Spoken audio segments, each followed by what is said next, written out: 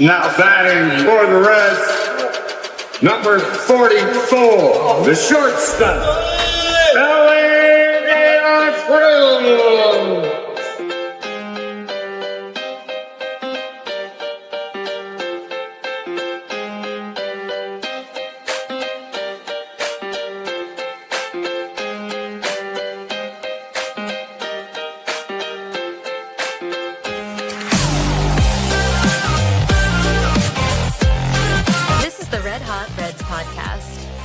Here are your hosts, Ricky Logan and Roger Straz.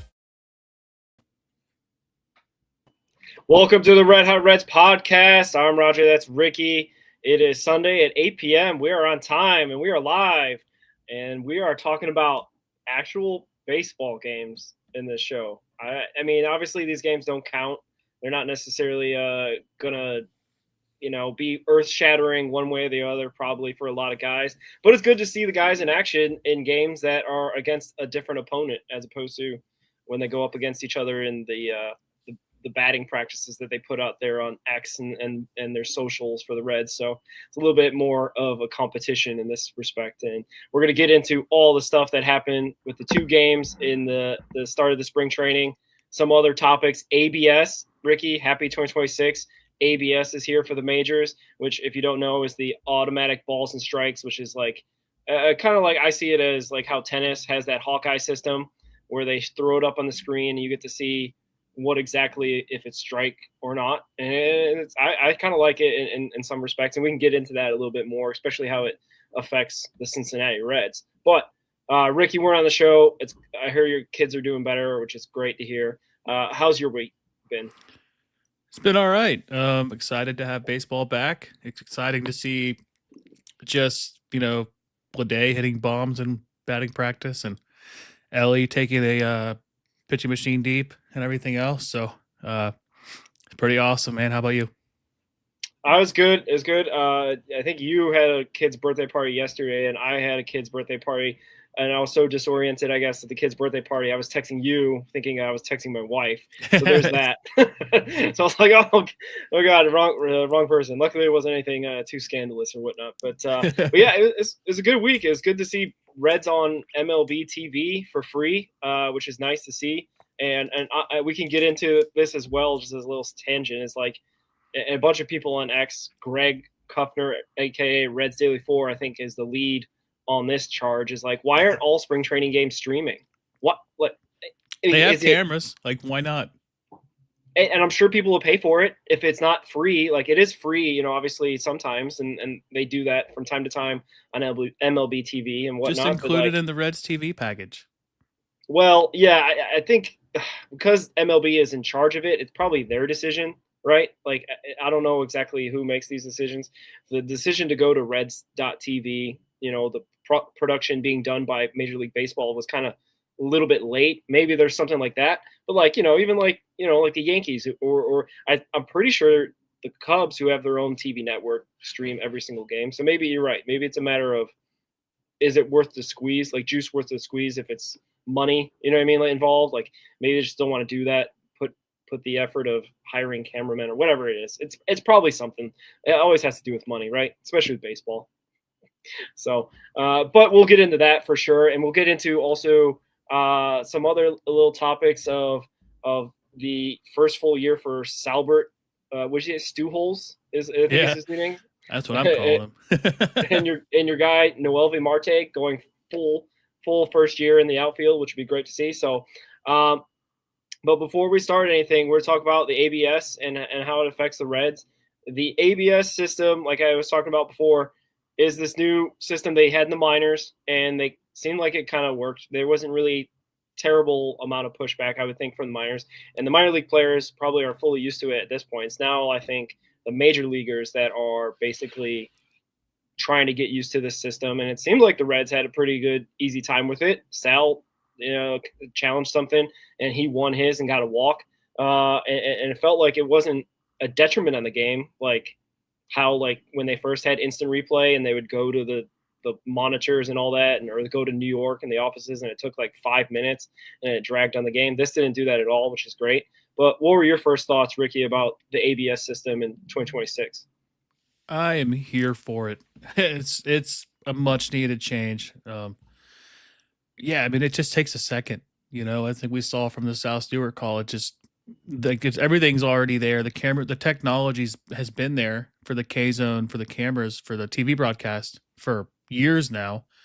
I think it was introduced all together in 2019 in like a Pacific League series, and then the minors adopted it in 21, I believe, and like it's a much needed change. It's going to make everything better, and you're really gonna see who has like really good eyes for the strike zone and who's gonna like Joey Votto would have thrived with ABS because if Votto didn't swing, it wasn't a strike, So we're gonna see like South Stewart just early in his career in the minor leagues has always walked more than he struck out, and then to get the first call for the Reds be him and be correct, it's fitting, and I love it.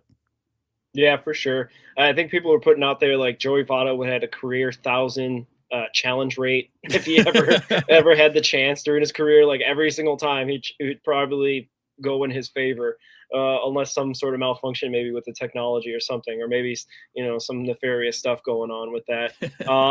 There was some talk about. I was tuning into some post game shows about the Reds, and they were talking about how are teams, because baseball throughout history has been known and defined by cheating in many different ways. Obviously, many different examples come to mind. But like, what's going to happen? That's, I guess, my question to you right now. Is there going to be a possibility that teams are going to possibly be able to cheat at this system or gain it for their advantage? It can be a critical, type of thing, an advantage if they're able to basically work the system or win at a maybe better than 50% clip. Is there a possibility for cheating, you think, Ricky? I think the only like legitimate way you could cheat it is if you had a system like the Astros had in 2017, where you had the cameras in the outfield and you can kind of see live what was happening. But other than that, I think it's just going to be like who has got the best eye for the strike zone. Because I think we saw one today with, I think it was Leon Richardson pitching and Connor Burns challenge, and it was still a ball. Which if you got a catcher behind the plate calling it, and he's wrong, I don't know how to feel about that, but because he's right there, he is the strike zone effectively. But I think it's gonna be really hard to cheat it.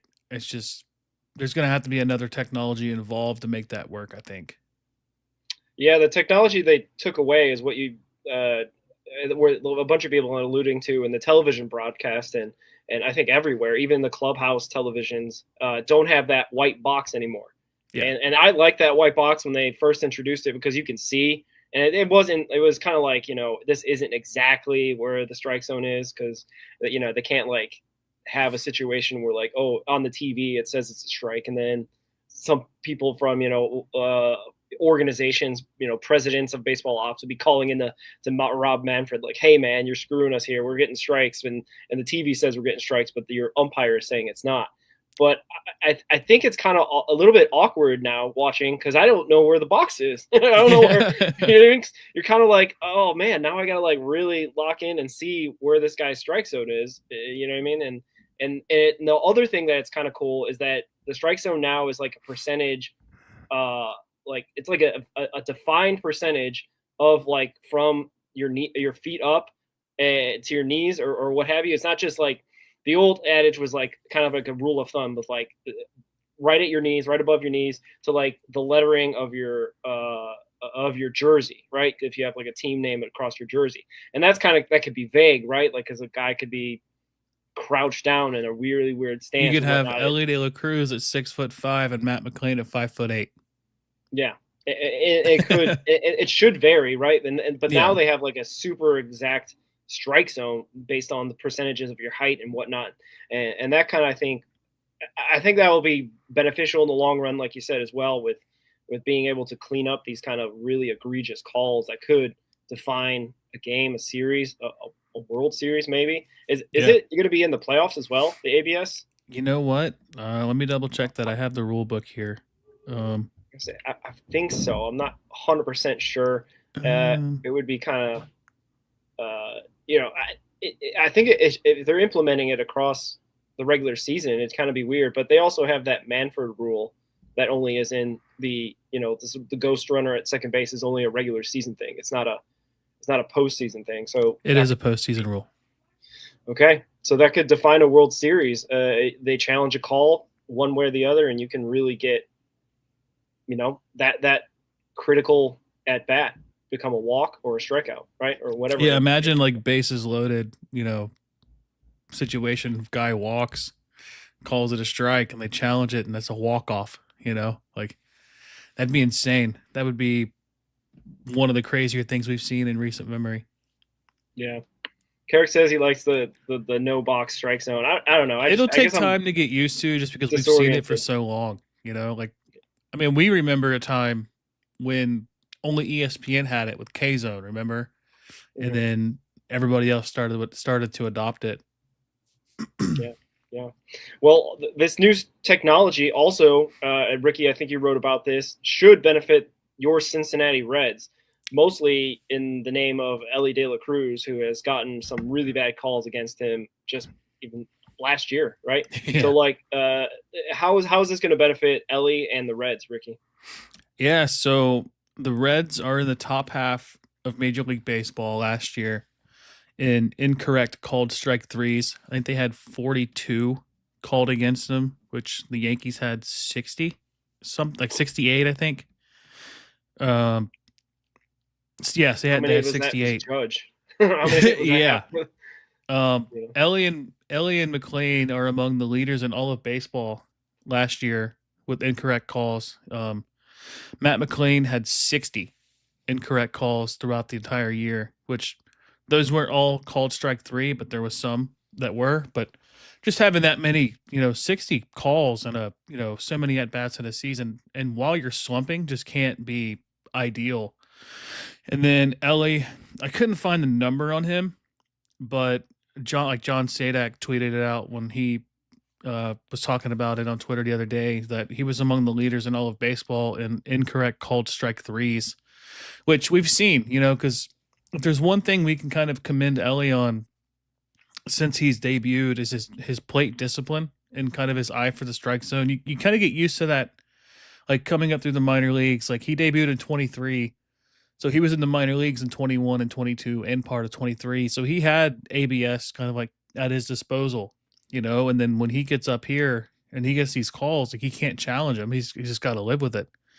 And the strides that he took last year, I know that people didn't like the toe tap method that he had, but I think that really helped him kind of get a better feel for the zone and kind of timing up pitches. And then now that he's going back to the leg kick, he can use the knowledge that he had from that with the power that he's got from the leg kick. And now with ABS, like he could have a breakout year this year. This could be the year we finally see Elly at his best. Yeah, for sure. And you were referencing the Sadak post out there. Sadak put it out here. Over his first two full seasons in 24 and 25, Elly has seen the 8th most highest total true balls called strikes against him. And Gino is also in the top 20 over that time as well. So there's another Red that could benefit potentially from this system. And, obviously it could go a number of ways. You could challenge something that is a strike and ends up going against you. So you have some kind of different strategies. I know there is one rule for the Cincinnati Reds that Tito has implemented, is that pitchers are not allowed to challenge any pitch. It's kind of like the thinking is that all pitchers think that their stuff is strikes kind of thing. They're not going to want to have any, ambiguity or kind of maybe any, humility towards like, oh, what are you talking about? That was definitely, so it's only going to be catchers. Like you said, Connor Burns challenged one today, and hitters if, Sal Sue in that situation and Elly or whomever. The thing that also is kind of compelling is like the strategy behind it, because you get 2, but if you keep getting it right, you keep those 2. Yeah. So that could be a situation where you might not want to burn them in the first half of the game, first 4 or 5 innings, and maybe save them, especially if it's like an important game. But, egregious calls happen in the first inning too. So you never know that they might go after it just so they can, maintain those 2 challenges if they feel like they could get it right in the first inning. So there's that to it as well. I wanted to add this about Elly too. I saw Carrick kind of put this in the chat about Ellie not knowing the zone good enough for the challenge. He dropped his strikeout total by 37 this year, and he had more at bats than he did in 24. I think I'm not saying he's got like the best eye on the team, but I don't think he gets enough credit for the eye that he has. But his bat to ball skills, like that's where he's at his best. And like he hits a lot of pitches that are bad balls anyway. But like if you notice, a lot of his strikeouts, like the majority of his strikeouts, I think, are on like the borderline calls. And occasionally you see him chase the curveball that bounces or whatever. But that's any hitter, But I think just going into his third full season, his fourth overall, I think this is just going to be like a year where we finally see like full Ellie. And that's going to be awesome and scary and just exciting. For sure. Ronnie Snyder writes in, I feel that Tito and the management is going to have a hard time with this 26-man roster. And we will have a 26-man roster episode when it starts to get really close to opening day or thereabouts, because there are going to be some tough decisions. There won't be hopefully any Bubba Thompson type decisions. Garrett Hampson's. Yeah. Oh, God, Garrett Hampson's decision. But injuries and things happen. So like even like a guy like I think Ty Steve was supposed to be on the opening day roster, and he ended up being hurt, I think, this past season, right? And Austin Hayes. Exactly. So there's also sort of Austin Wins coming in to be a part of the 26-man, even though that he probably wasn't going to be at the first part. But thank you for chiming in, Ronnie Snyder. I guess I want to take this moment to thank all the subscribers that have subscribed and been a part of this ride. Really appreciate it. Please go to Red Hot Reds YouTube and subscribe if you haven't already. Like, comment, subscribe, get the notification bell. We're going to be going live 8 p.m. on Sundays, just like we are tonight, throughout the season to recap the week. Also, we'll have a special show on Mondays, probably at 8 p.m. the same time, just recapping the minor league Mondays on 8 p.m. on Mondays, following our show on Sunday. Sunday is going to be mostly about the Reds, the major league team. Maybe a little shout out to different things that may happen throughout the week, because I'm sure we'll have a bunch of guys that hopefully have some good minor league seasons coming up. It'll be awesome to see just their growth. And we'll talk about the minor league camp invitees a little bit later in the show, because that was revealed by Charlie Goldsmith. It was supposed to be, I think, released this week, but it got released a little bit early. A bunch of our guys that we follow, Kunsel, McChrystal, Harmon's already on that list, Key and Vu. So we'll go through that, and hopefully we'll see some of those guys in action sooner than later, because I saw that Julian Garcia, a guy that I didn't think was going to be playing so quick, already made his spring debut, spring training debut. So like shout out to that. Carrick puts out 29.8 career K. Yeah, you want to know what Aaron Judge's is? I want to know Otani's too, because I think 28% for Aaron Judge. Okay. Otani's got to be up there too, because like the stat I had is that Otani owns the top 2 single season strikeout totals for an MVP of all time. So that means even Judge isn't in the top 2. And then Shohei's is 31%. And Shohei, so this gets into the whole kind of talk of like, strikeouts obviously happen. They're going to happen at a high rate because these guys are throwing 100 out of the bullpen every single time. It seems like you get a new reliever out there. It's what you do with your at-bats. And we'll get into that because Ellie had some gap power today that we were really excited to see coming back. And we're going to break that down in just a little bit. But Ricky, you have any other thoughts about the ABS system and how it affects the Redlegs or just overall? I thought it was pretty cool. I'm excited for it. The players might not like it, but it should be cool to see as a fan, to see like there's that anticipation, kind of like I mentioned about the tennis, where they start to see, ooh, and then if it's a strike or not, they can cheer or not. So I don't know. Any other thoughts for you? No, I'm just excited. It's just, I love the human element of baseball, but when it's getting to a point to where it's ruining games, like it's a much needed change, and I'm here for it. Yeah. I mean, we should start seeing those the umpire cards a little bit cleaned up as well, right? Because there's a bunch of people that after games put out the umpiring card because it's kind of like accountability a little bit in that respect, or at least tried. to have accountability.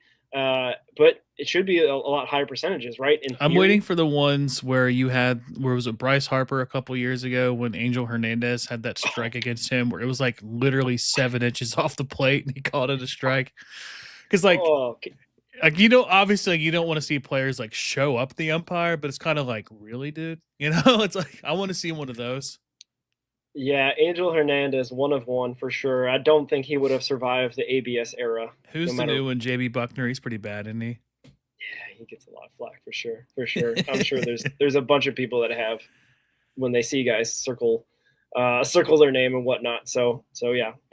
Yeah. And yeah, speaking of Ellie De La Cruz and his strikeout rate, Ellie, as you wrote, is now visibly stronger.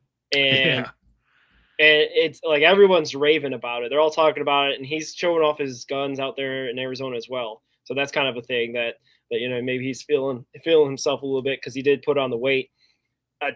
Jim Day was talking about like Ellie never really worked with weights, which it's not that crazy of a thought because he's thin and super tall, but like never seriously put anything into it. Which, yeah, man. I mean, if you can run and hit like him and still weigh what he was like 205, and now he's up to like 220, I think, or is it? Or am I 217? I think is what it was officially reported at.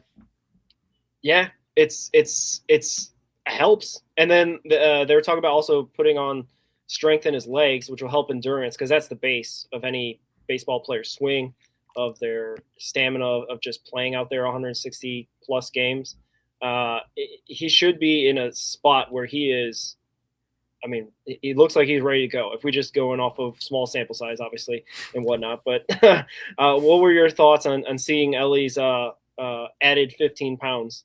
Just more reasons to get excited about a possible breakout year for Ellie. Like I said, it came in 15 pounds heavier than he did last year. He said he credits a lot of upper body workouts and just eating more.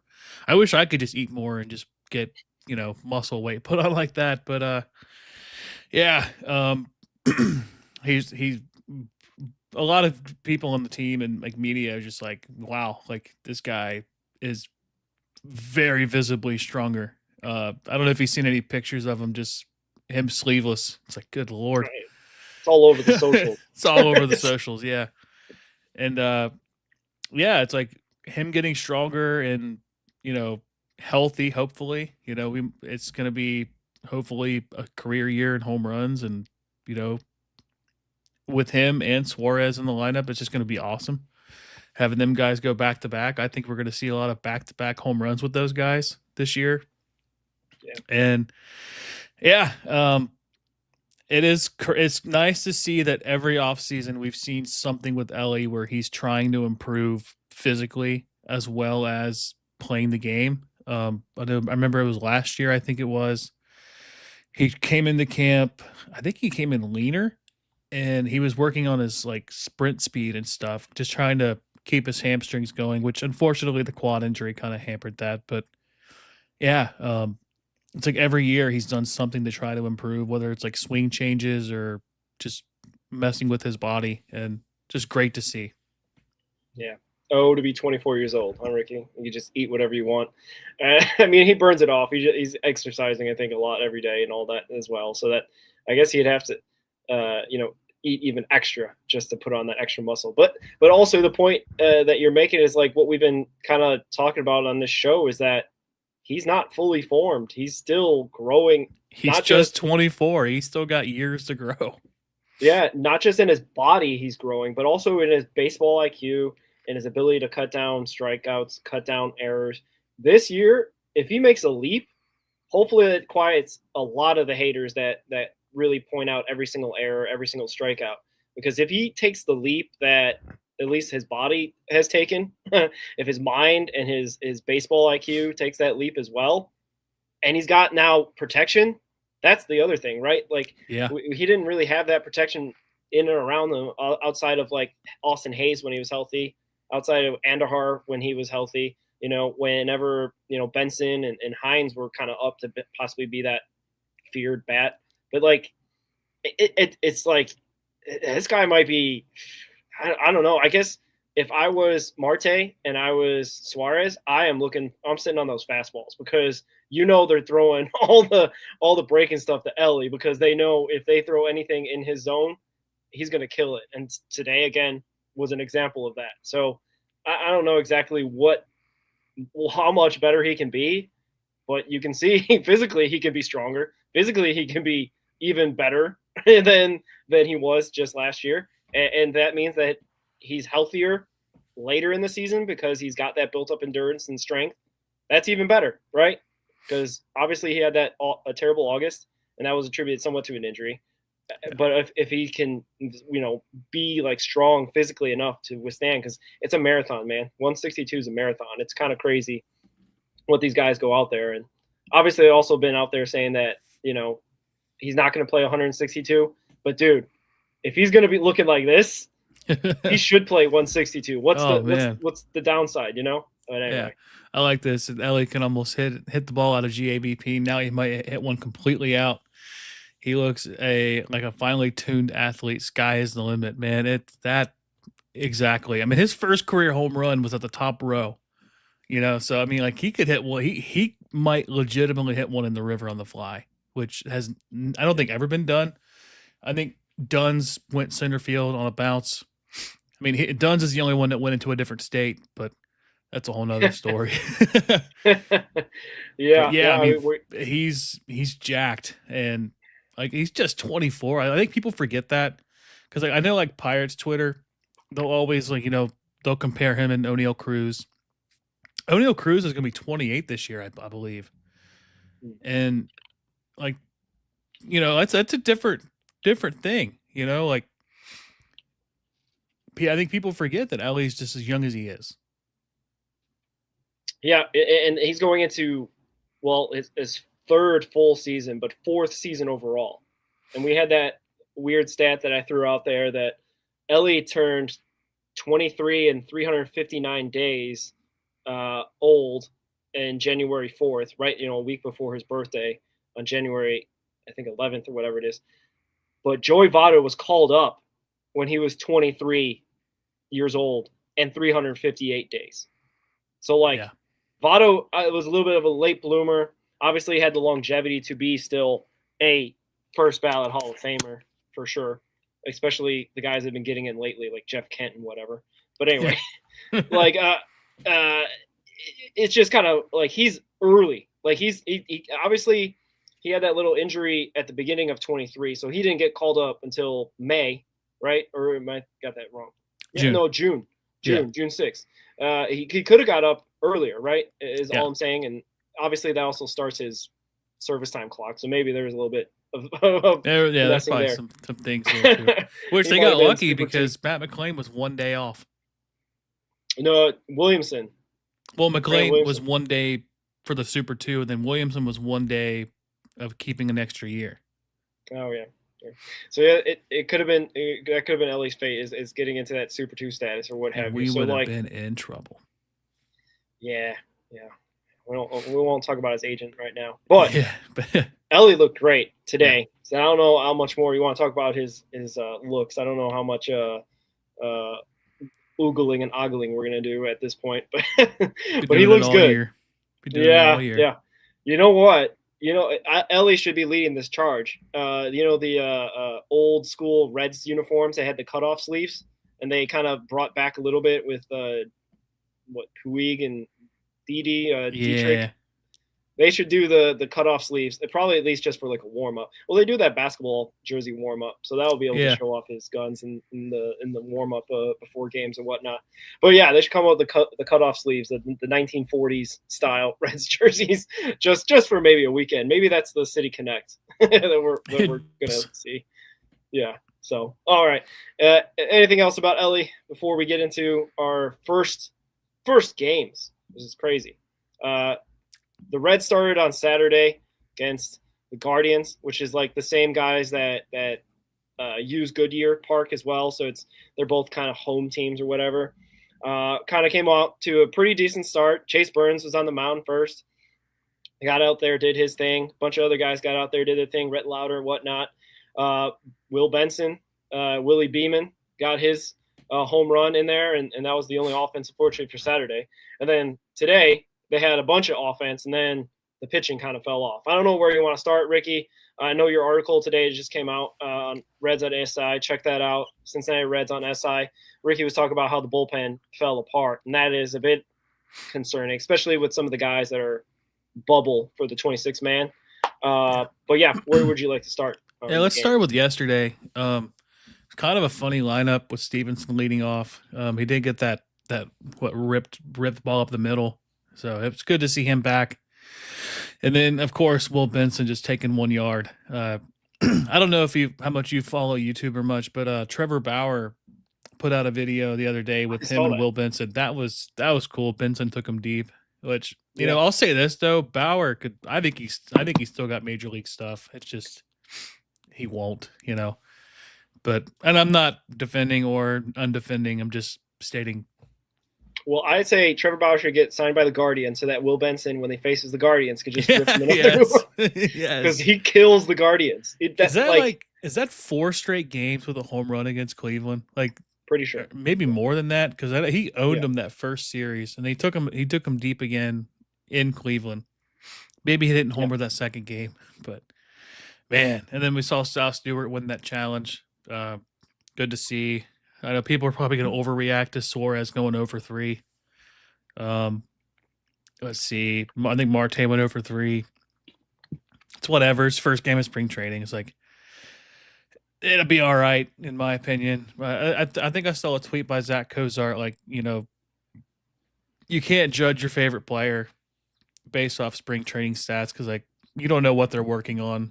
You know, like, there's that famous clip of Zach Greinke kind of toying with, I think was it Miguel Rojas? Or it was some Dodgers player that they told him to go up and not to swing. So he was just throwing meatballs at him the whole time. He's just like, you're not going to swing. I'm going to throw it like 88 down the middle. Just dare you to swing at it. And like I said, like Votto was like notorious for batting like $110 in spring training. And then as soon as the season starts, he's like at like 600 through the first couple weeks. But yeah, that first game, I think Burns looked really good. He did kind of struggle with a couple walks. And then like Brett Lauder looked really good. I think Julian Aguilar got some time pitching too. He had a couple strikeouts, 2 hits allowed. And then what was it? Danner and McCaughan pitched, I think, the last 2, which unfortunately I did miss that game. I kind of caught up with it a little bit on some highlights, but yeah, what are your takeaways from that? Because someone that's watched the game. Yeah, I was watching it up until I think the 7th or 8th and whatnot. But the pitching looked on point. It looked pretty good. Obviously, there were some little control issues with Burns. I was texting you throughout that, so I'm looking back through our text history on my notes basically on that. I put out there also Ty Steve was looking good. You said that he had that rip single. I think it was even more impressive because he got a fly out to center the warning track at 106 off the bat. So that looked like, you know, I don't know, we're talking about X velocity and all that stuff, but like just getting out there and getting your bat on the ball is the point, right? Getting your eye on the ball and being able to turn it around and hit it line drives, as Chris Felica would say. But you know, like it was decent, like to see him out there. Like you had mentioned the lineup was really kind of weird, having Ty Steve lead off and whatnot, and it was kind of like the prove it team because there's a bunch of guys that are fighting for spots. Benson, Dane Myers, want to say I had the Talia. So like it wasn't like, you know, the guys that we saw today, and I kind of have a take about the lineup today and whatnot. But yeah, I put in my notes when I texted you, the cameramen are also in spring training as well, because Edwin Arroyo had a possibility to end the inning, I think a second or third, by getting a force out at second. Cameraman went there as if that was going to happen, but he bobbled it. So then he had to make up time and take the throw to first. I have no idea if he was out or not. The announcer said he was, but the camera did not show that. So I was kind of like left it like, oh, okay. And there was a couple other moments where they're working through their spring training struggles as well. So it's not just the players out in the field; it's also the cameramen and maybe even the announcers at times. But speaking of Arroyo looked comfortable, and it wasn't like, obviously he bobbled that ball that I said that he ended up making up for it by getting the guy out first. But at the plate, he looked comfortable. I'm really interested to see how he does in the World Baseball Classic. I think he's going to get a lot of time now, like before he has to leave in probably a week to go play for Puerto Rico. So, like, that'll be interesting to see and how comfortable he looks in the next couple games or his next couple at bats, whatever it ends up being. But defensively, he seems solid. He ripped that double, and then Benson followed up with a homer. So, like, I think I'm pretty comfortable in saying, and I think you had said it, that probably Royo is going to be one of the first guys called up out of the guys that, like, H-Rod, him, Balcazar. So, like, that seems like not a sure thing, but, like, he could be the Espinal guy who's off the bench and plays all the infield and whatnot. So, I got some things on Arroyo. I got some thoughts, I guess I should say. I think what you're alluding to is that Kylie McDaniel article for the ESPN's top 10 or top 30, whatever it was, their top prospects. He had Hector Rodriguez as like the next guy up, like the first to be promoted, I guess is like the correct phrasing. But like to me, it just doesn't make sense. Like obviously, like talent wise, like Rodriguez has the talent to be the first one promoted. Like I just don't think they rush him, especially with all the outfield depth that they added this year. You go and you get like a Tolia who can play the outfield. You go get Dane Myers. You go get JJ Plade. You still have Blake Dunn. You still have Reese Hines. You got Will Benson. And like all of those guys have options, So it's like there's really no need to force Rodriguez up unless there's like 5 guys that get hurt, which could happen.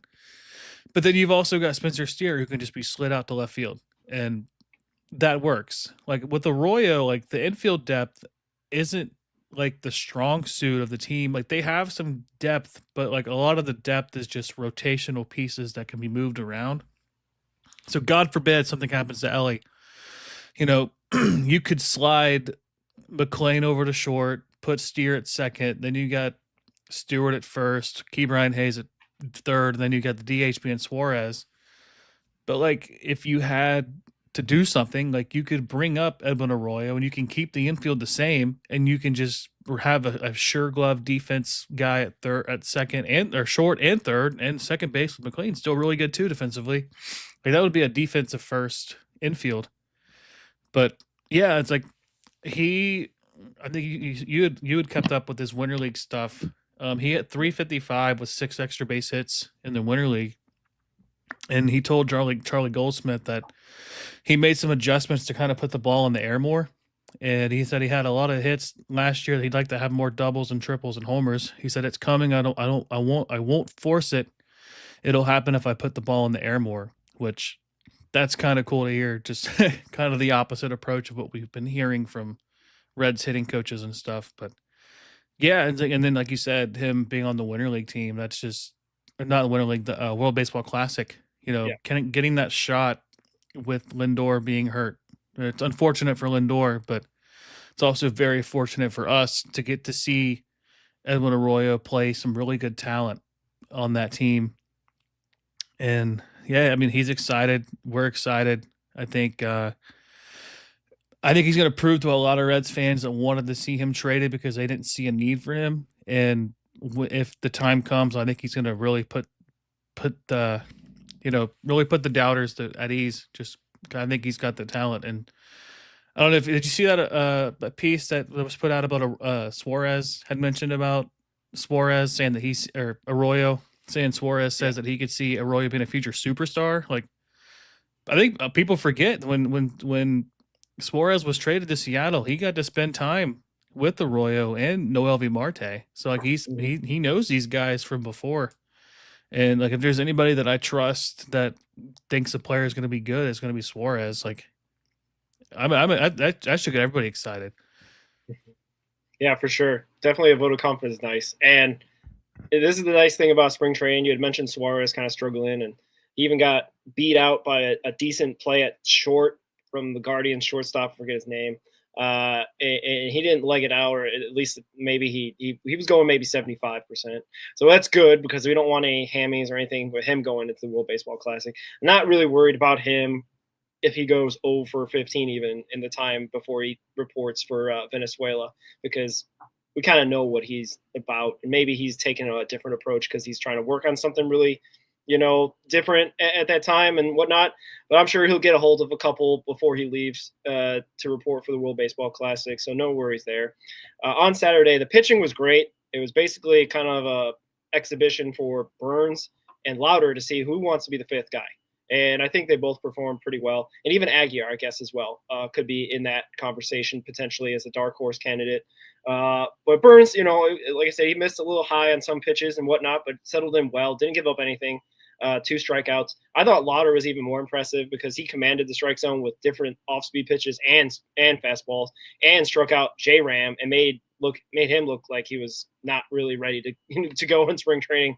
So that was really impressive to see that, especially out of Lauder, who missed, if anything, all of 2025, except for a couple rehab starts and the Arizona Fall League. I'm really kind of confident on him possibly being the fifth guy. I know that's controversial because everybody wants Chase Burns, but I don't know. I'm okay with Louder being that fifth guy. If he's ready to go, his body feels good, and the pitching staff is confident in him, I have no problem with him being the fifth guy. Yeah, I mean, Louder was on track to be the fifth starter last year coming into the year before he had that injury in spring training. And which was funny because what would they have done with Abbott at that point? Because that was really the issue. Like, they had their front four basically set up. It was Green, Lodolo, Singer, and then they had somebody else. Williamson? I think so. And then Spires ended up being the fifth guy. We were talking about last year, sorry. Yeah. Spires was the fifth guy. Maybe they would have had Abbott wouldn't have been an issue. I think it was the Abbott injury which made it an issue. Who was their first 4 starters last year? Why am I blanking on this? Singer, Hunter, Nick Martinez. That's who I'm thinking of, yeah. So they had Abbott was kind of fighting for that fifth spot with Louder, and then Louder had the injury, and then Abbott goes out and becomes an all-star and kind of just says, hey, I'm I'm more than a fifth guy. I'm a front end of the rotation guy. Yeah. And maybe Louder kind of takes that to his heart and goes out this year and earns that fifth spot. And that's no knock on Burns, because I think Burns has front of the rotation stuff. It's just you only have so many spots for so many guys, and I think people are just kind of underestimating how good Louder can be. I mean, we saw when he came up in 24, what do you have, a 1.17 ERA, like a less than 1 whip. Like, he was unbelievable in his first few starts in Major League Baseball. It was just the injury last year, and Burns just came up and set the world on fire in that first start. But, I mean, yeah, talent-wise, Burns has the stuff, but Louder's a really good pitcher. Yeah. Yeah, and his stuff is nasty too. He's not he's not finessing anyway. But no, he's throwing in mid-90s, high 90s, good slider, good changeup. Like, he's got the stuff too, but he doesn't have the 102 mile per hour fastball and the slider like Burns does. Yeah, I mean, ultimately it's a good problem to have. You can't have enough pitching, especially starting pitching. So that's awesome to see that. And yeah, for sure, Ronnie, cameramen have been really working through their struggles. Like I said, it's preseason for them too, so they can work it out. Any other thoughts on the Saturday game before we get into the Sunday one? Yeah. Sunday was a totally different story. The pitching started decent, but fell apart. The offense, though, which I think maybe where you want to start, came out cooking. It was great to see a 6-run second, or a 6-hit, 5-run second inning, I want to say, and then a bunch of guys just ripping the ball everywhere. Love to see it. Velica was loving the line drives. He was definitely, high-fiving everybody extra hard after all that stuff. So I guess where do you want to start on Sunday, Ricky? There's so many guys that had a great day at the plate. Yeah. I mean, Friedel goes 1 for 2 with 2 RBIs. McClain goes 2 for 3 with 2 RBIs. Ellie goes 2 for 3 with 2 RBIs. Like, that should fire everybody up. I mean, obviously, you don't want to take too much into spring training, but if we're seeing McClain hit the ball hard and it's landing in places, like, do we get 2023 McClain back? Like, that's exciting because they did have him at the 2-hole in this game. So kind of maybe a little teaser because this kind of seemed like the A lineup a little bit with Friedel, McLean, Ellie, Suarez, Steer being like the guys. I think Trevino got some time in there too. Mm-hmm. Keem Hayes batting 7th, I believe, which was that was kind of funny. And then they had Blade and Hines as your bottom of the order. I mean, Hines has looked really good. Hines went 2 for 2. He's also scored 2 runs, and then Keem Hayes went 1 for 3, scored a run. I mean, offense was on fire. Like you said, you scored 8 runs through 4 innings, but then obviously you're kind of wanting to see what you have, so you mix and match at the end of the game. Don't score a run the rest of the game. The bullpen just completely falls apart. I think Seattle scored 12 unanswered runs from the 5th inning on, and it was just awful after that. I have some numbers pulled up. It just Connor Phillips really struggled that first inning that he got the pitch. When you really got to see like the bullpen guys that are really fighting for a spot, you get Connor Phillips in. I think he only pitched 2/3 of an inning. He got Cal Raleigh to pop up, and then Julio Rodriguez singled, and then he got a line out off of Josh Naylor, and then he walks Randy Arozarena, and then he gives up a single that scored the runner. I think it was a pinch runner for Rodriguez, and then he walked Michael Arroyo and Will Wilson, and that scored another run. And then Leon Richardson pitched in the 7th inning, I think. He gave up a single, and then he walked Brennan Davis, allowed another single off of Blake Rambush. That scored a run, and then he allowed another single, and then that's when the Reds had a 1-run lead. And then he forced a double play and then a ground out at the end of the inning. He gave up 3 hits, 2 runs, and a walk in his 1 inning. Zach Maxwell and Luis May I think they were the only 2 guys that really get a strikeout.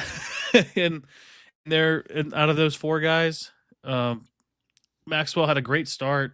He got a ground out and a strikeout, and then he walked the next 4 guys. One being on a failed challenge attempt by Connor Burns. And then Luis May relieved him, got a strikeout at the end of the inning. And then May came back out the next inning, and he allowed back-to-back doubles and a single and then a walk before he got an out. And then he got a single, and then he was relieved by a pitcher.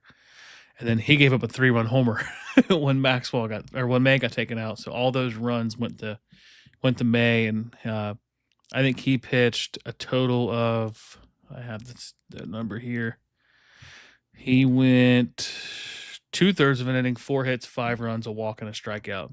So, so out of those 4 guys, 2 strikeouts, 2, 5, 6, 9 walks, 12 runs. I mean, no other way to really slice it, but it's basically bad. and Francona had some comments after the game too. He said, early on our guys were fine. It went bad from there. I know it's early, no matter what time of the year it is. That's a hard way to win. If that's during the season, I'm really upset. Since it's February, I'm just really aggravated. Yeah, man. Here you go. He's not gonna not tell people what's on his mind, but yeah. At the same time, like I was seeing some stuff about like Tito's gonna like be real strict with these guys in terms of like if you're not performing even in spring training, you're gonna get the door like Alexis Diaz. And like the Alexis Diaz thing's a little bit more than just he wasn't performing. That was a little his different. Velocity, his velocity was down. He wasn't obviously as effective. Like there was a whole lot of different stuff going on with Alexis Diaz. Diaz, like he could never find the strike zone anyway when his velocity was up. Like I think it was Trace Fowler. He was like, if they don't chase the slider, they're walking every time because like you can sit on the fastball and watch the slider because his slider is never in the strike zone. And I kind of fear that with Luis May and Zach Maxwell just because their fastballs are so electric. They just have no command of any of their other pitches, but they're also this is like their first real test in the majors. As with Diaz, he had a couple years in, and he was a little older too compared to these two guys. And I just think that Maxwell and May have better stuff, and they have so much control left. I just don't think they're going to do that with them. And then Connor Phillips, I think like with him, he has always shown like the inability to be consistent all the time. But we saw the stretch last year coming down the stretch towards the playoffs where, I think he had like a 10 inning scoreless streak in September. And he was just electric. He does have the pitch mix, I think, to be an effective late inning reliever. But like we saw the inconsistency in this game. But granted, it was his first time out in a game, like with all of these guys, their first time out in a game really since August or September in Major League Baseball. Because I think May got sent down relatively earlier last year. Maxwell got some time at the end of the year. I think he made his debut in Arizona versus the Diamondbacks. So, like, and they're still all three very young pitchers. Like, Lyon Richardson's a little different. He's got a little bit more experience, both in age and in just pitching Major League Baseball. But Lyon Richardson's still learning, like, we saw a lot from Lyon last year where, there was a game in Houston. I vividly remember where he finally, I thought he was putting it together. He threw a fastball on the outside corner at 96, and then the next pitch was a changeup at 83 on the same spot. It's like that, when you're doing that, like you can be a really effective reliever.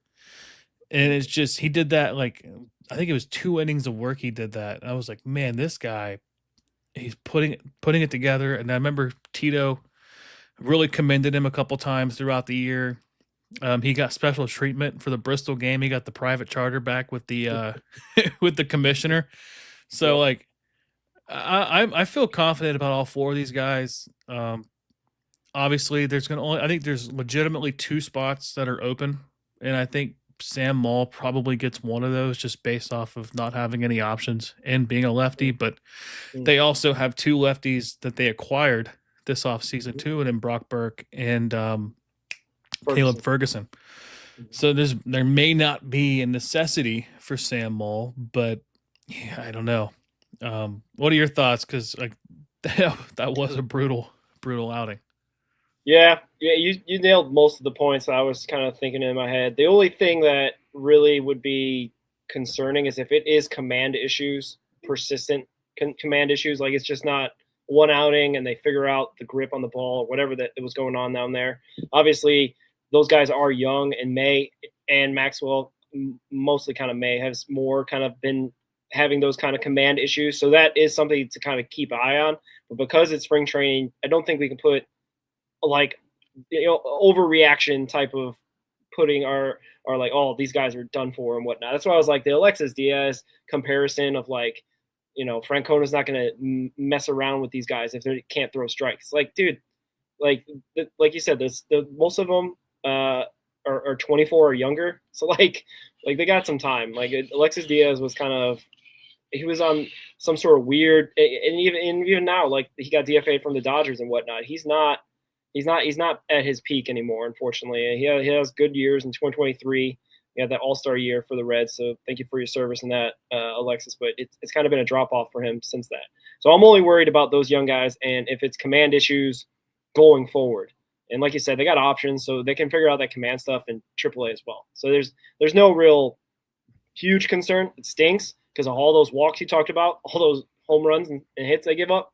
It's kind of crazy that it all happened at the same time. But, that's what spring training's for. You figure some stuff out. There was, that question. Well, we can get to that in the playoffs and whatnot. But just to answer it quickly, I think 90 wins is what they need to get if they want to be a serious playoff team. And then there's also that Pacoda Fangraph stuff with like the stinking, like the Pirates are going to have 40% chance of making the playoffs and the Reds have 20. Like, get out of here with that, man. There was that clip that went around, Steve Phillips from Hot Stove on MLB Network saying that the Reds are better than a 79 to 80 win team. And if they play, and now this is the thing about baseball, if they play to their potential, they're a 90 win team, I think is what Steve Phillips is saying. So I don't think he buys into that Pacoda Fangraph stuff either. So shout out to Steve Phillips. Yeah, I think one thing that doesn't get accounted for in those kind of projections is who your manager is.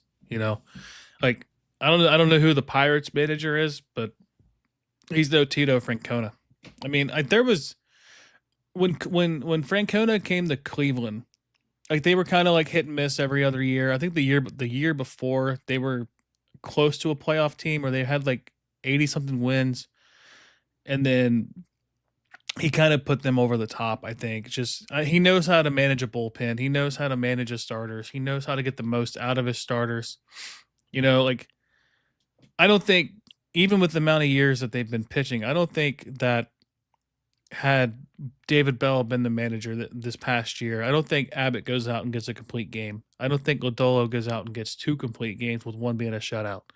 I don't think Hunter Green, maybe he stays out because he had a no-hitter, but we've seen him have a no-hitter before and he gets taken out, and they still throw a combined no-hitter and they lose, so I don't know how. I don't know if they account for like who's managing. I think they're kind of like taking into account of like. I think Paul Skeens gets a little bit of like, yeah, they got Paul Skeens, but outside of Paul Skeens, that they have like a pretty decent rotation. Like the Reds, top to bottom, I think have the best rotation in the Central, Mm-hmm. and. When ESPN said they had a bottom 5 rotation, it's like, do you even watch baseball? Like, come on, like what are they like? What are these people seeing before they put stuff out publicly like that? Bottom 5 rotation. It's like I can give you that if you have 4 starters for the Reds and everybody else has 5, because we don't have the 5th guy set yet. But like, you're telling me Hunter Green, Nick Lodolo, Andrew Abbott, and Brady Singer are a bottom 5 rotation. It's just asinine. That's crazy to say that publicly. Like, they may not be top 5. I think they are, but you can't say they're bottom 5. At worst, they're league average.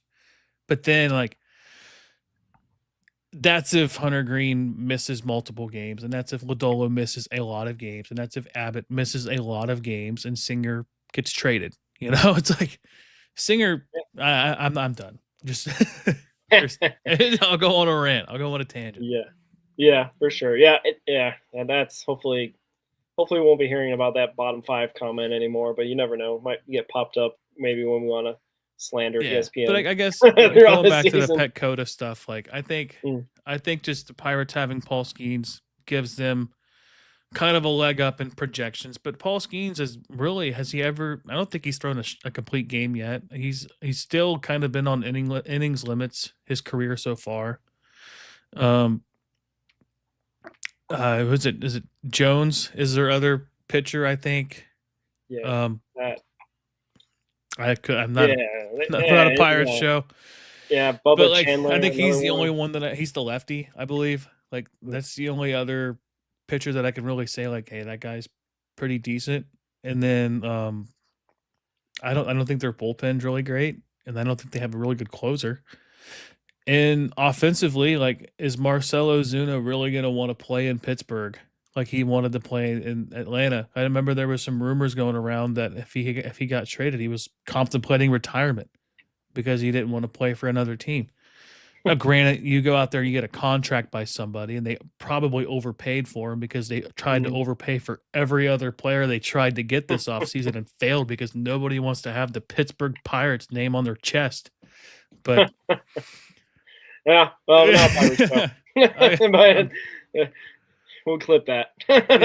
Anyway, getting back to the Reds, the pitching was disappointing. A bunch of stuff that you already gone through, and May struggling, Maxwell struggling, Phillips even struggling. So hopefully that's kind of a one-off. I was kind of I didn't really look into this, but I was kind of wondering why Jose Franco only got 1 inning. I don't know if something happened. Maybe he didn't feel strong enough to go out there. I thought because he started, he'd do the obligatory 2 innings, but maybe there's something going on there. Maybe he's trying to be precaution because he did give up a run, I think, and 3 hits in his 1 inning. You must be reading my notes because I remember you mentioned, you said 2023 McLean is back. So I was like, hey, That's what we like to see. It's like a hard hitting, just gap power type stuff. Same thing goes for JJ Bleday as well, and Ellie De La Cruz, both hitting the ball well. Bleday, I guess, was clocked 108 off the bat for his double. It was 112 off the bat for Ellie De La Cruz, and that's what we had talked about in terms of like we're not wanting Ellie De La Cruz to hit like 60 home runs or whatever, right? Or 49 home runs like a Suarez, right? We don't think he's built for that. But if he's going to be a gap, to gap type power hitter and gets around the bases and can turn doubles into triples because either the outfield misplays the ball or whatever it ends up being, right? Or his speed to get there and hit caroms off the wall weird. Like that's what we saw in 2023, right? And that's what Ellie we want to get back to. It's just being able to just go out there and put on a show, because like a lot of people say the most exciting play in baseball is the triple because it's a man racing against the defense to get 3 bags, and it's hard to do. You know what I mean? Like triples are not every single day occurrence. So hopefully that's what we're in store for Ellie De La Cruz and company, because you wrote it out there. Like a bunch of guys got in there. Even Friedel got in the act with getting stuff. So I don't know. It's definitely interesting to see spring training stuff like this, because I don't know. I got a take about that. I don't know if I want to save it for later or we can get into that. But do you have any other thoughts about Sunday's game? No, just it was nice to see the offense going. Yeah, for sure. Carrick's got a question there. Unless he misunderstood, they mentioned the radio broadcast. They expected Franco to be a reliever. We had talked about this, and even Carrick and I going back and forth and what we were kind of thinking Franco's role would be. If he is a reliever, it was interesting to start him. I guess, it doesn't matter, spring training in that respect. But I was kind of wondering if they were trying to stretch him out to see what he's got. Because, I mean, there was that talk of, Chase Burns being like the long reliever, the Nick Martinez role, if you will. And then I heard a podcast, I think Greg Kuffner was going like, no, don't do that. Don't put him in the reliever role because Greg believes that he's got starter stuff. And if you put him in that reliever role, he might get, pigeonholed in there and he won't ever get the chance to start games. And I kind of feel a little bit the same way at Jose Franco. I believe he'll probably be in AAA is my understanding, based on what we got up here at the majors. So I would like to see Jose Franco pitching as much as he can. If he isn't to be a starter and a reliever is more of his role that he's comfortable with and he's talking to, the pitching staff about, that so be it. You know what I mean? But I thought he was a decent – he was the pitcher of the year for the minor league system, right, in 2025? Yeah. I believe so. I was hoping he'd get at least 2 innings today. So I don't know. Maybe that's just me. I think the AAA rotation is going to be really good too. I think if I had to guess, I would believe that we're going to see at least Williamson. I think Franco goes down there too. I think he gets optioned down, and he's going to be. I think he's going to be a starter down there, and then either one of Louder or Burns is going to be down there too. Chase Petty, right? Chase Petty, and there's been some people, especially Francona, that's been kind of higher on Petty this offseason. I think he's been working on his pitches. I think he added a pitch or substituted a pitch or whatever it may be. But yeah, I do like that. I could see him eventually transitioning into a reliever, but he did have Tommy John a couple years ago, and I think they've been kind of careful with him ever since. And I don't think he pitched more than 4 innings last year in AAA, but he was dominant when he pitched. So maybe this is the year they kind of send him down, let him get the whole year down there, because I think he got promoted later in the season. So maybe he gets that full year down there to like really stretch into like a 6-inning guy. And if that doesn't work, then you can transition him into a reliever.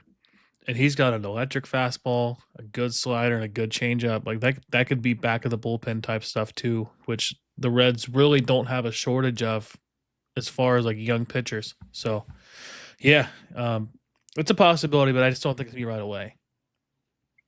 Yeah, for sure. You're right. There is going to be a lot of competition at AAA, which is one step away from the majors. So hopefully that would be good to breed the best out of all these guys going out there and hopefully getting better every day, playing for the bats. Or if they are called up to the majors, hopefully they'll be able to be ready and and do great. And I think Carrick's putting in his starting 5 at AAA. He's got Williamson, Lauder, Petty, Franco, Aguiar. Yeah, Aguiar as well, Cardona, and Acuna. And I forgot about Jose Acuna. He was at Chattanooga, I believe, last year. So, yeah, the next logical – he had a pretty good season there. So that would be nice to see him up at AAA with the bats. So, we're probably going to see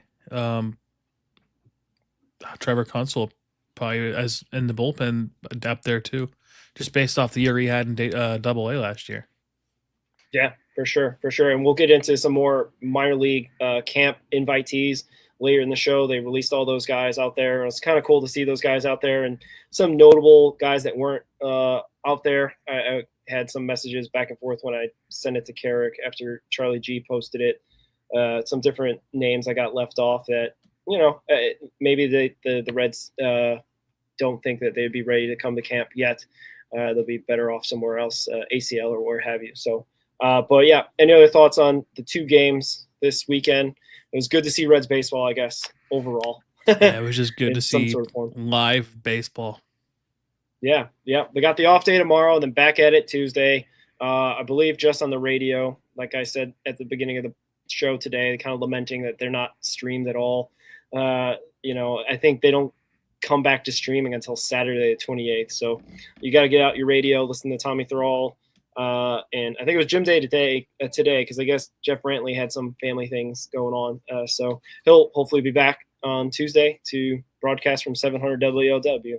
So, but yeah, Ricky, you had written for Reds on SI about 2 guys who are coming into this year, hopefully going to be major factors for this ball club at the major league level, and 2 guys that we really, really like and really rooting for, Salbert and Noelvi Marte. And both of those guys, I don't know which one you want to go with first to talk about. Both of those guys, Sal a little bit less so, have a defined role on the team. It seems like the starting right field every single day for the most part is going to be Noelvi Marte, unless something happens where he needs rest or injury or what have you. And it seems like Sal is going to be a guy that will play anywhere just to get at bats, first, second, maybe even third when Key Brian Hayes is out for whatever reason. So I don't know, whichever one you want to go with. Both of these guys have big goals and big plans for 2026, and we'd love to see it if they can achieve those goals. Yeah, we'll start with Sal because I like his comments that he had. I can't remember who he talked to. I want to say it was Daneman. I think. Yeah, Daneman of the Local 12 guy. Local 12, yeah. He said they asked him about like how it feels coming into camp, knowing that he's got a role and he's got he's kind of earned it. And he said, I never want something to be given to me. When I signed, I told everyone I'm going to go earn whatever I get. My mindset is always that I haven't gotten anything. I haven't earned anything. So I kind of approach that every day like that. I just proved to myself that who I am is enough. I proved to myself that I can really hit at this level. I proved to myself that I can take in that environment and I can thrive in that environment, but I still haven't earned anything. Like that. I don't know about you, but that quote gets me excited because he's like, as a young guy, he's like, what, 20, just turned 22, I think, or he's still 21. To have that mindset that, like, yeah, you've made it to Major League Baseball, but, like, you want more than what you have. And, like, he's probably going to be an opening day starter, probably at first base, if I had to guess. And, he's got Tito behind him. Tito's really excited about him being able to play second base, play first base, play third base, DH if he has to, just to get at bats. And then, yeah, it's like if you have a guy like his talent acting like that, that gets me really excited. For sure. Yeah, Sal, they all have been talking about his weight loss as well. That he's really committed now pounds. Really committed now to just like Ellie in the other way of adding muscle. Sal's cut down a little bit on his weight, and that shows that he's committed to this team even more so in that respect, which would be great. Hopefully that translates well to whatever, if he's playing second base, a little bit more mobility maybe, right? Or being able to cover the bag even more so at first base with a little bit more quickness maybe, or just getting down the line, beating out some more infield hits and whatnot. So we'll see. That'll be awesome to see if it does do well. I I don't know, man, if he is the opening day starter, to be honest with you. I know there's a lot of buzz around him. I know they don't want to put him just in the DH role as well, just to limit him, and they want him to be able to get out there and whatnot. I'm just worried about where the at-bats are going to come from. If it is at first base, awesome. If it's at second base, awesome. I don't know exactly how many days Ke'Bryan Hayes is going to be taken out of the lineup, because obviously fans will say we want him at third base, South Stew that is, because then he's able to learn the third base position, where I think he played a lot in minors. And then also he have his bat every single day. But there's that run prevention thing that Tito likes to do, and Ke'Bryan Hayes fits into that plan. But that's neither here nor there. The point I'm trying to say is that Sal seems to be willing and able to do whatever it takes to get on that field. And hopefully that's rewarded with playing time, wherever that is. And I'm excited to see him out there. Like I said, I was there at September 1st, his call-up, and his energy made the team that much more exciting on his first day in the majors, right? So it's not like this guy is just going to be going out there putting his head down if he doesn't get playing time. I think he's going to still bring that same energy every single day. Yeah, and limited at bats, he led the team in home runs that month. Like, that tells you. And you mentioned him losing weight. He dropped 26 pounds, and he talked to Danneman more about that too. He said, "My dream is to go out there and play for 20 years, so that in 20 years people can still have my jersey on. And then I want to take care of my family. I want them to have to never work again. I want to take care of my sister, my girlfriend, everyone around me. So I feel like trimming down was just best for me and my extremities and keeping me healthy. And the best availability is availability."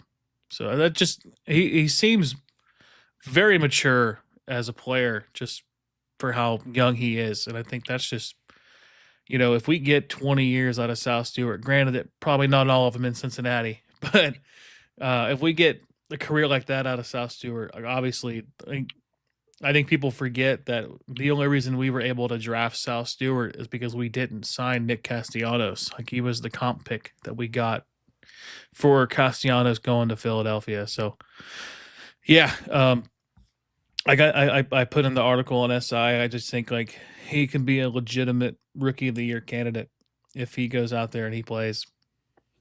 Yeah, I think Vegas also has him high up there on the rookie leaderboard. They also got that Pittsburgh Pirates guy. We keep talking about the Pirates. This is kind of getting away from us. But anyway, yeah, Sal's too. Ready, rocking, and ready to go. It hasn't had really the sparkling debut.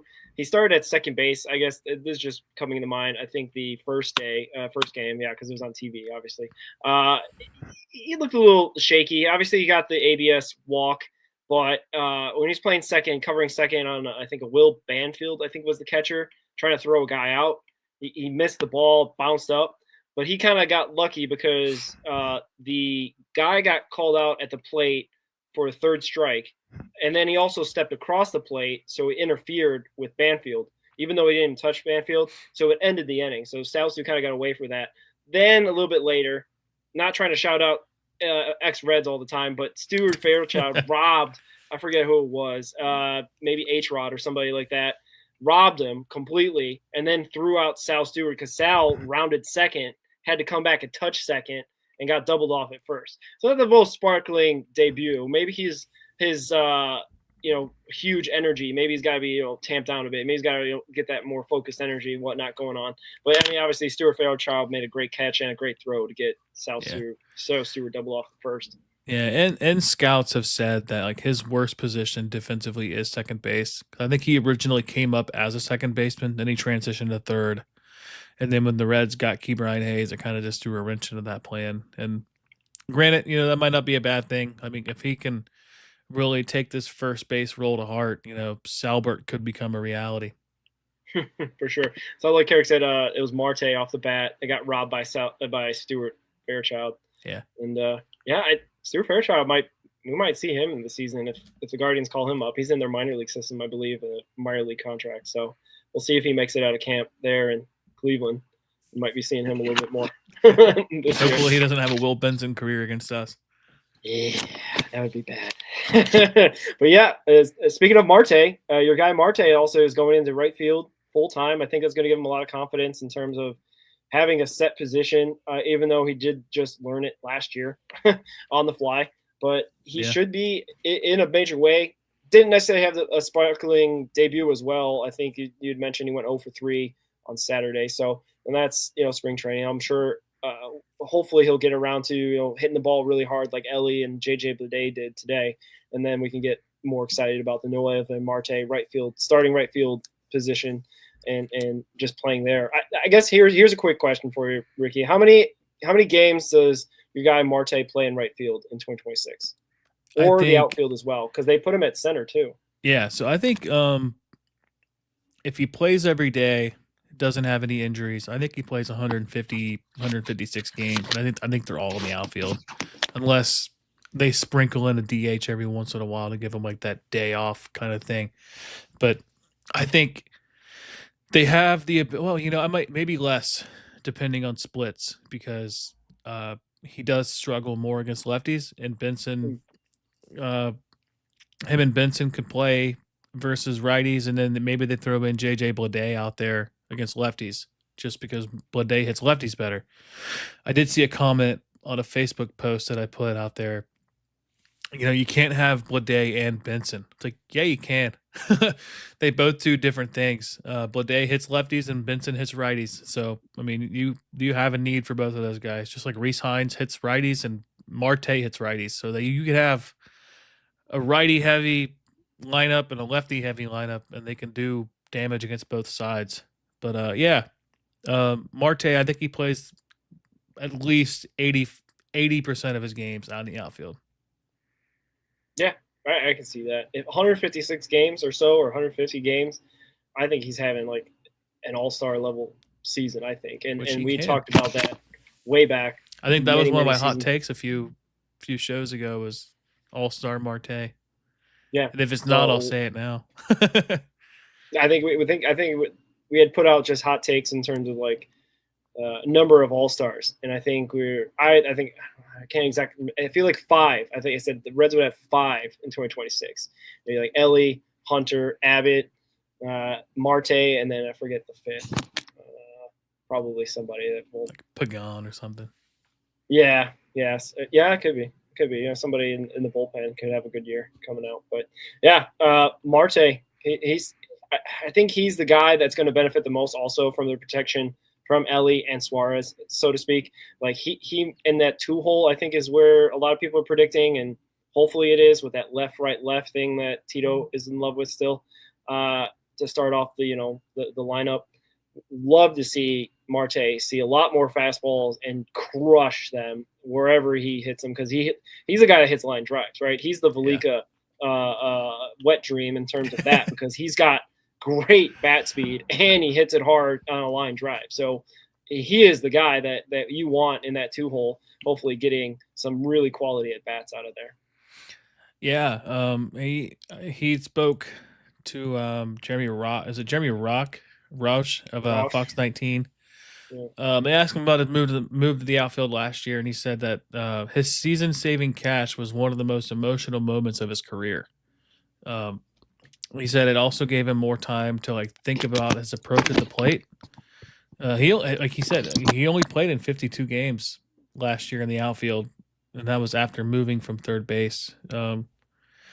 Which, when he came over from Seattle, he was a shortstop. He comes up with the Reds, gets moved to third, and I think he just had a case of the yips. I mean, we saw it with Rick Ankiel back in the day with the Cardinals.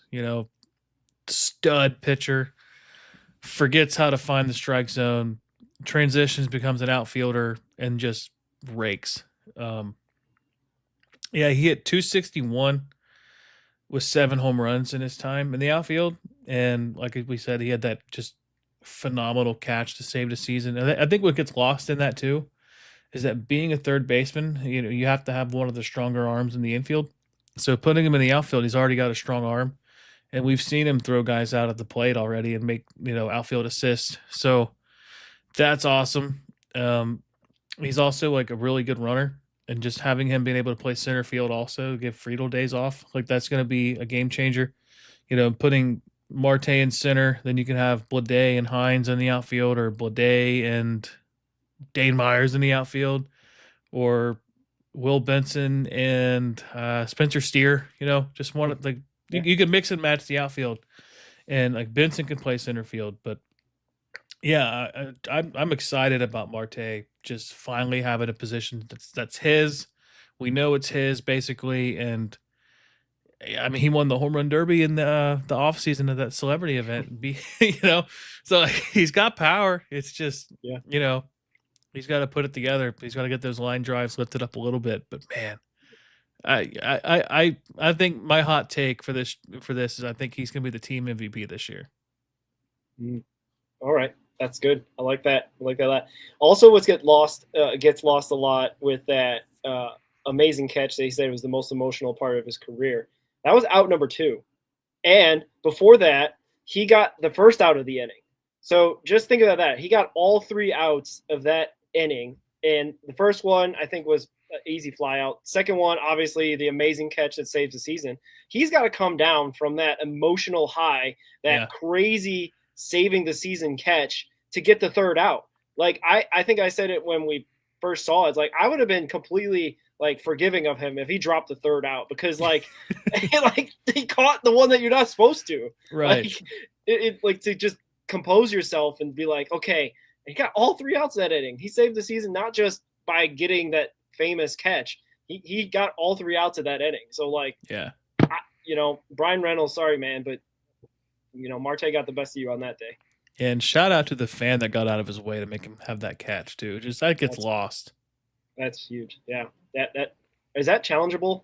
Is that a thing where like if they go look back, I can't remember if that's like one of the things that it go. I think they could look at fan interference calls, yeah. But he made sure to like nope, not me. Yeah. See, Cincinnati fans, we got we're out there. We're not just going out there and eating Gouda cheese and La Rosas and Sky Roses all day, and we know our baseball. Yeah. So, Speaking all right. Any other thoughts? Did you see the? I forget where it was. I'll have to find it. But the top 10 most winningest franchises of all time. I think the Reds were 6th. Yeah, the Reds are one of 12 franchises that have above 500 record for their whole existence, and that's hard to do because baseball is not a forgiving sport. You know what I mean? Like there's some teams that they have really bad years for a long time and probably will never get over 500, like the Marlins for one.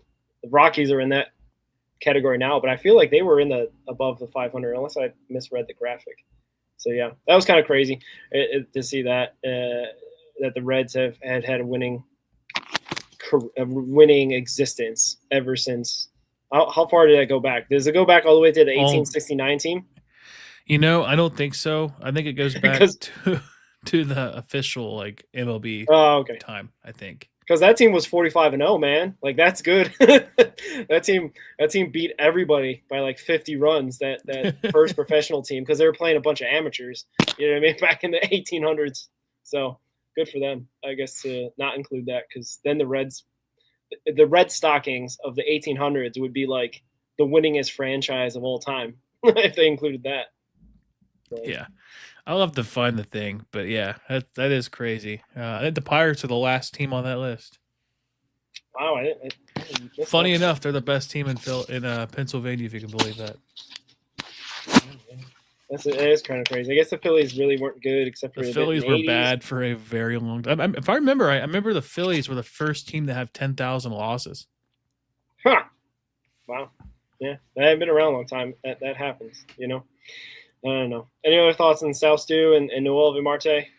No, I'm just really excited about both of them this year. I think Marte has a really good chance to take that next leap into like being a really great player. Yeah, for sure, and we'd love to see it because, having Ellie come back stronger, having Suarez there for protection, I mean, it can only mean that there may be another guy that comes up and makes his name for himself. And Marte was on that path after he transitioned to the outfield. So hopefully he continues upward and onwards. So shout out to him. Shout out to Sal.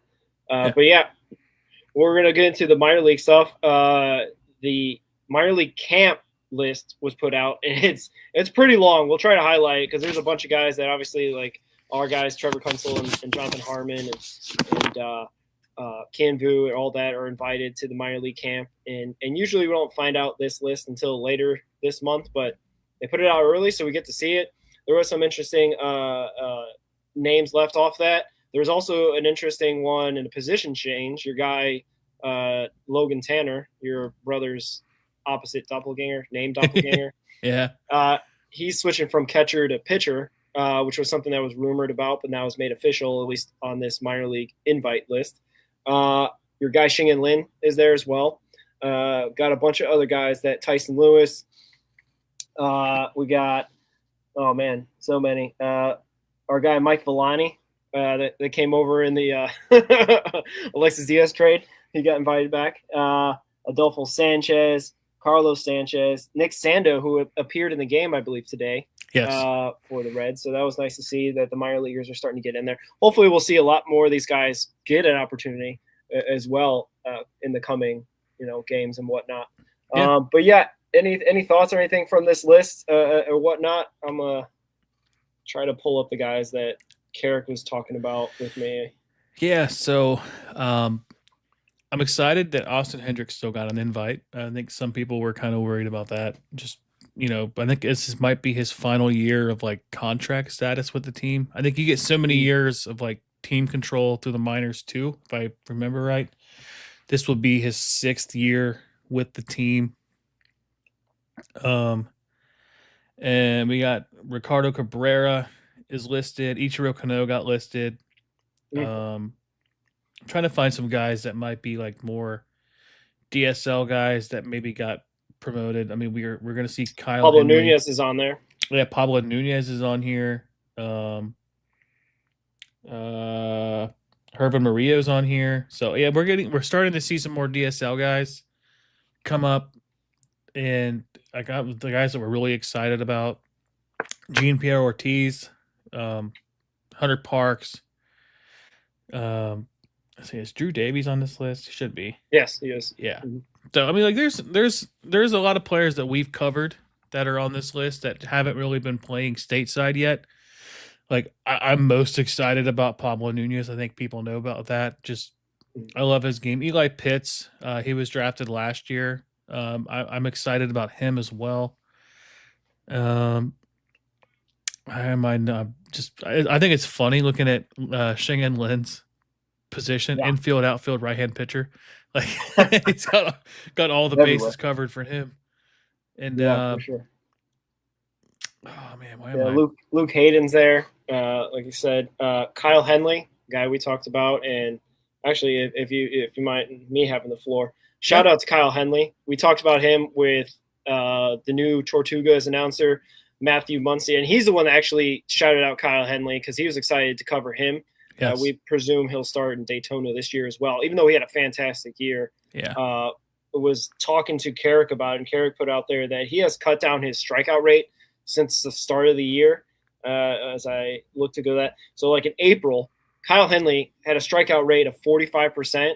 And then by the time we get down to August and September, his K rate's at 24 in August and 22% in September. So shout out to Kyle Henley. Really excited to have him coming back, and hopefully he'll have a great year. Hopefully have a great camp as well. So that'll be awesome to see if he's going out there. And we also know he's got great speed with the 50-plus steals last season. Hopefully, Matthew Muncy will be able to call a lot of his games and a lot of exciting plays for him in 2026. Yeah, and Hansel Jimenez too is who I was thinking of. He is. I don't think he's on this list. I'm pretty sure he was. Maybe I heard it. Yeah, on the there J. he is. Yep, there he is. It's a long list, man. It's a very long list, and it's tiny fonts. It's hard. There was some notable on there. Yeah, there were some notable ones that weren't on there that Carrick and I just discussed off show. Yeah, Angel he put out here Angel Celio. Also, Jacet Martinez wasn't invited, which was a big one because he was a DSL guy, I believe, or ACL. I forget. Yeah. I think he would have been the ACL. So what gets me excited, someone that's on this list that hasn't really been talked about, is Iker Radona. I think he had, I think it was last year his first year in the DSL. but he had an incredible year last year. I Yeah. remember covering him a lot on the Cincinnati Reds Talk minor league recaps. He's not super young. He's 18, and last year was his first year with the Reds, and he's already getting invited in the minor league camp. He could be ACL guy this year. And then he had a .86 ERA, 6 games started, 13 games total. He had 31 in the third innings, 18 hits. He walked 3 guys, struck out 42. So he was an all-star in the DSL. Him and Pablo Nunez and Adolfo Sanchez were the 3 that the Reds had. Just a phenomenal pitcher. Like he was 17 last year while he was pitching, and just to go out there and just dominate, because a lot of DSL guys, the DSL is really hitter friendly because a lot of DSL pitchers really struggle with their command. And for him to go out there and just dominate the way he did, like, I think him getting into the stateside, pitching in Arizona, as young as he is, like, we could see him jump, and like that's going to be awesome because he's already a decent sized kid. He's 5'11", but he's 18. He could grow, and he's from Mexico, so he's kind of familiar with like the Mexico like winter leagues and stuff too. So like he's a young guy. He pitched on the Rojos too, which is funny because the Rojos is kind of like the younger team compared to like the DSL Reds. So he's one that I'm really excited. I didn't even notice he was on that list till just now. Yeah, he was on there, and Carrick said he was you covered this DSL All-Star for it, and just outstanding. And it's glad he's coming stateside. Unfortunately, a couple other guys like Salio, and then the other guy Isaac Garcia, which I believe we covered as well in the show. Was not invited, unfortunately. So there are some, kind of notable, at least for our neck of the woods where we cover the DSL and ACL guys, was not included in the stateside. But I mean, I don't know if they got like a limit or they cut it down after a certain amount because they have limited space. I know they got a bunch of practice fields out there in Goodyear, but they probably need some sort of cut off to make sure they can keep it a track on who they're having out there and whatnot. Yeah, I covered him on Reds Talk on Reds on SI back in October. I had mentioned that he pitched in the All-Star game, had a perfect inning, of course, just based off the year that he had. He's not on any prospect list yet, but the MLB hasn't released our top 30 yet.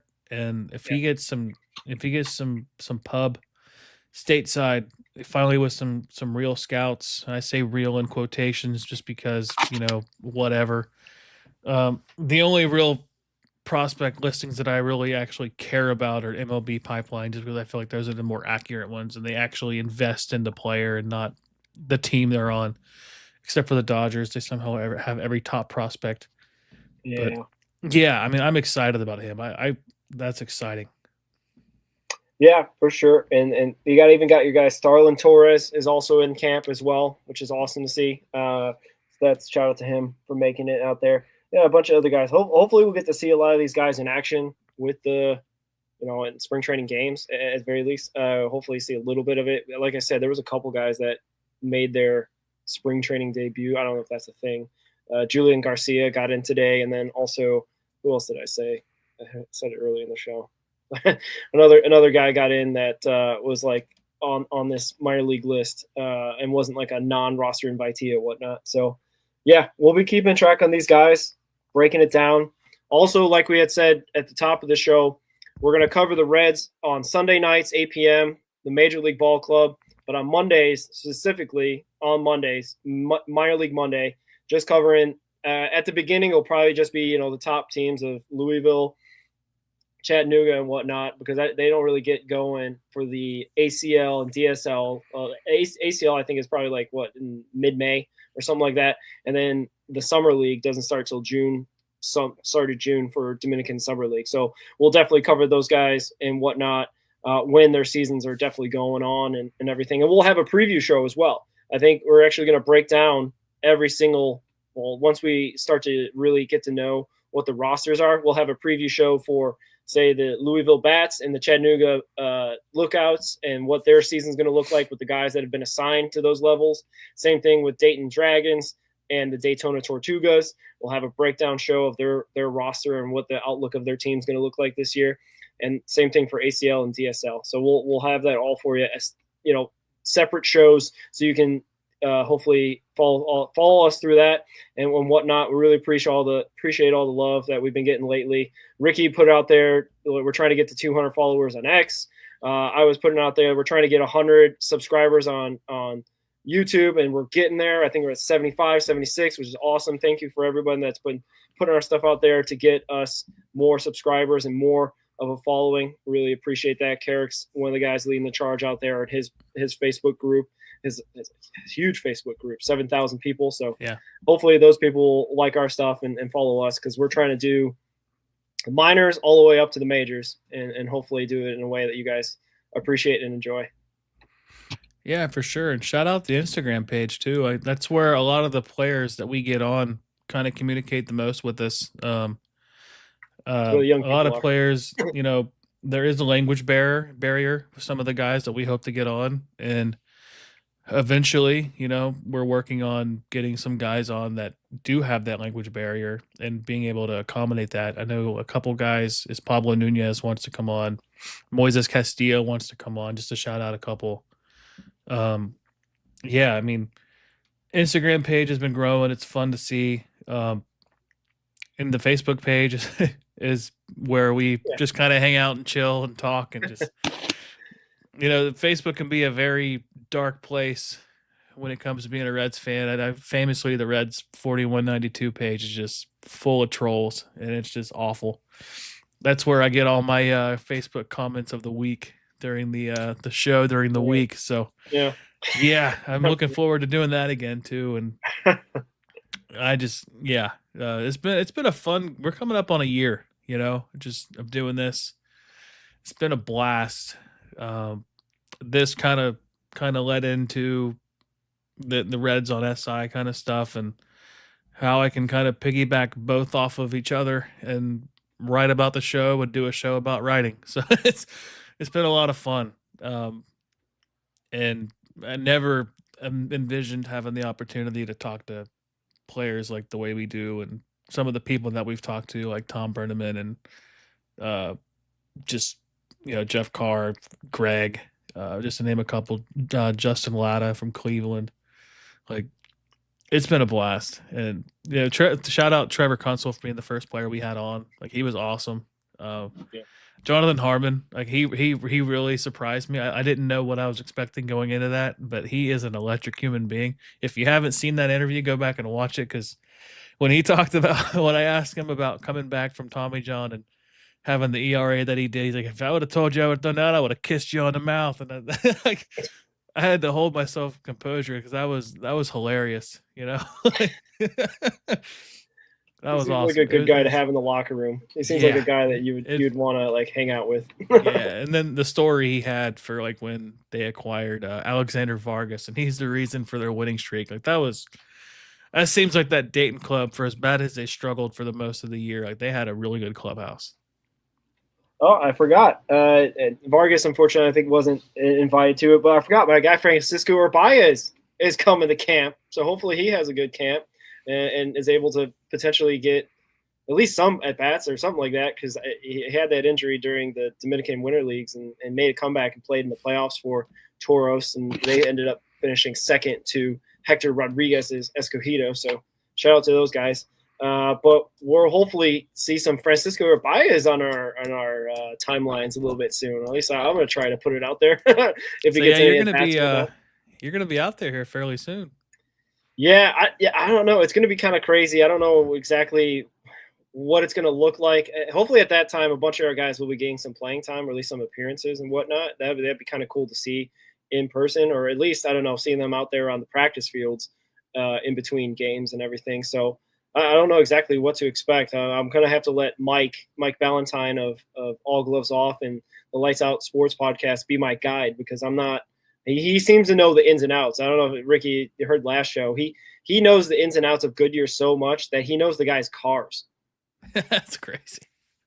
Like, hopefully these guys are buying new cars.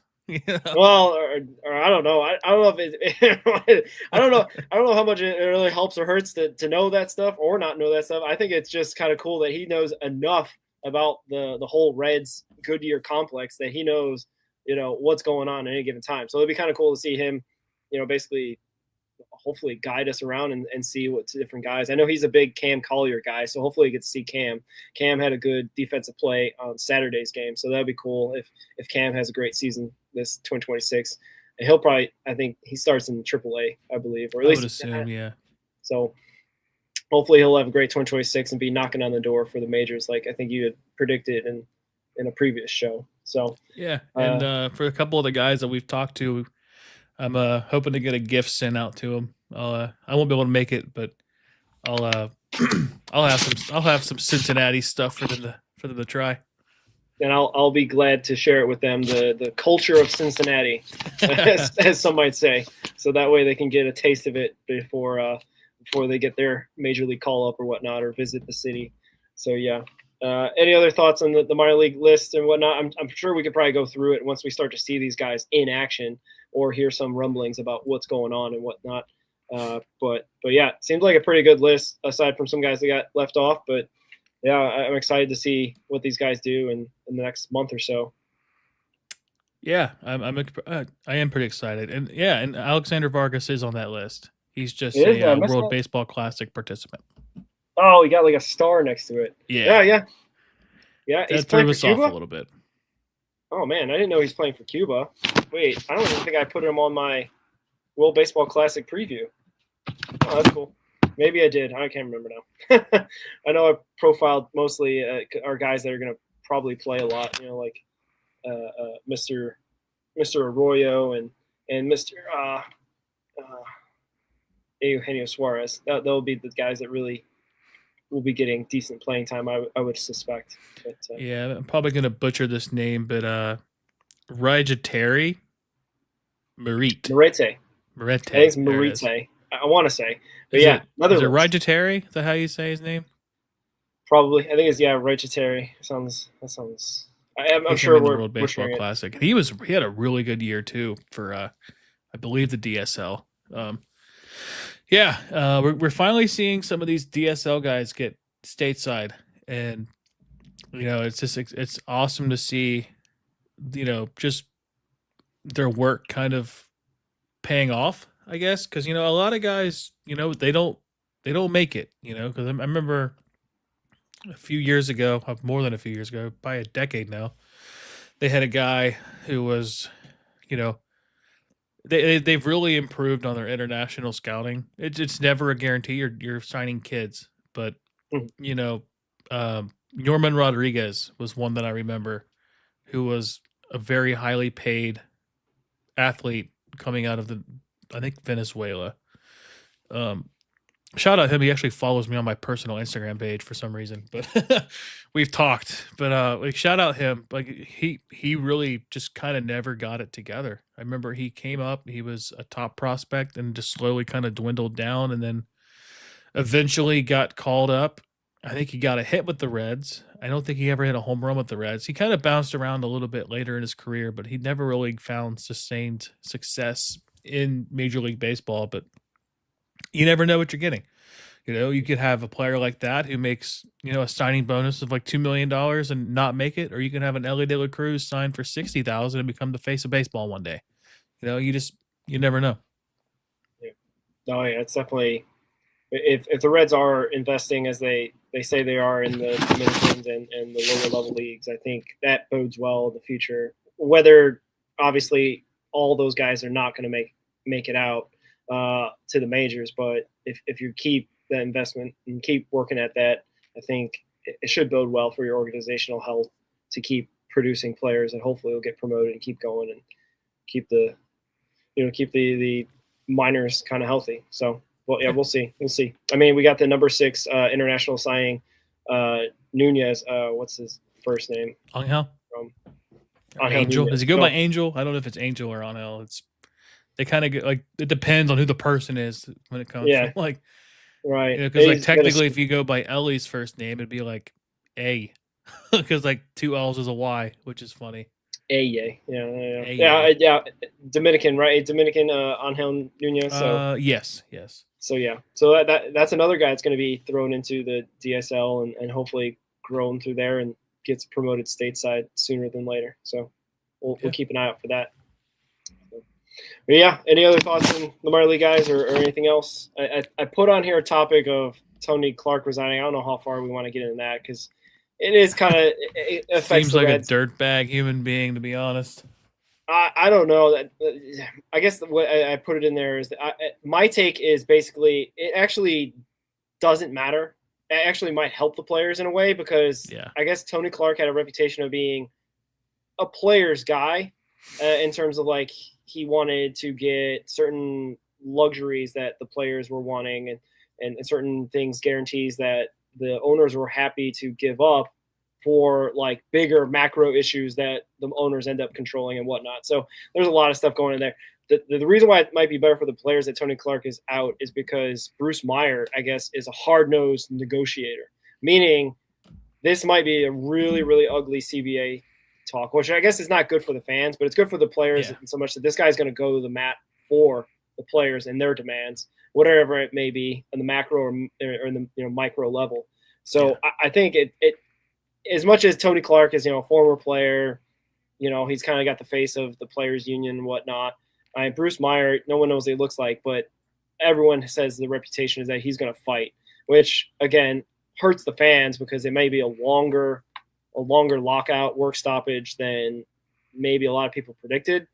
But I think a lot of people are kind of already hedging their bets in terms of saying, well, the MLB owners are taking out $2 billion out of their war chest to basically have just in case that there is a work stoppage to have some operational income or whatever they end up using that $2 billion for among the teams. So I think everyone's kind of preparing for a long winter, so to speak, and it's going to be rough. And like I said, it doesn't really matter to the players who's arguing for them as long as they're getting their demands filled. And I guess this Bruce Meyer is the guy to do it.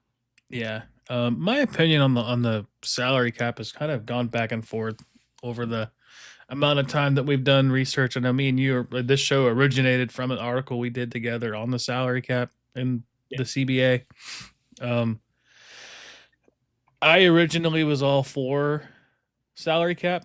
Now just kind of talking to players and kind of getting their opinion, I understand why there shouldn't be a salary cap, just because, like Matthew Muncy had said that, a guy like Juan Soto comes over, it's an American dream. You come over and you come from nothing, a poor kid from the Dominican Republic, and then you earn $70 million a year from a game that you're the best at, But it's also not fair to small market.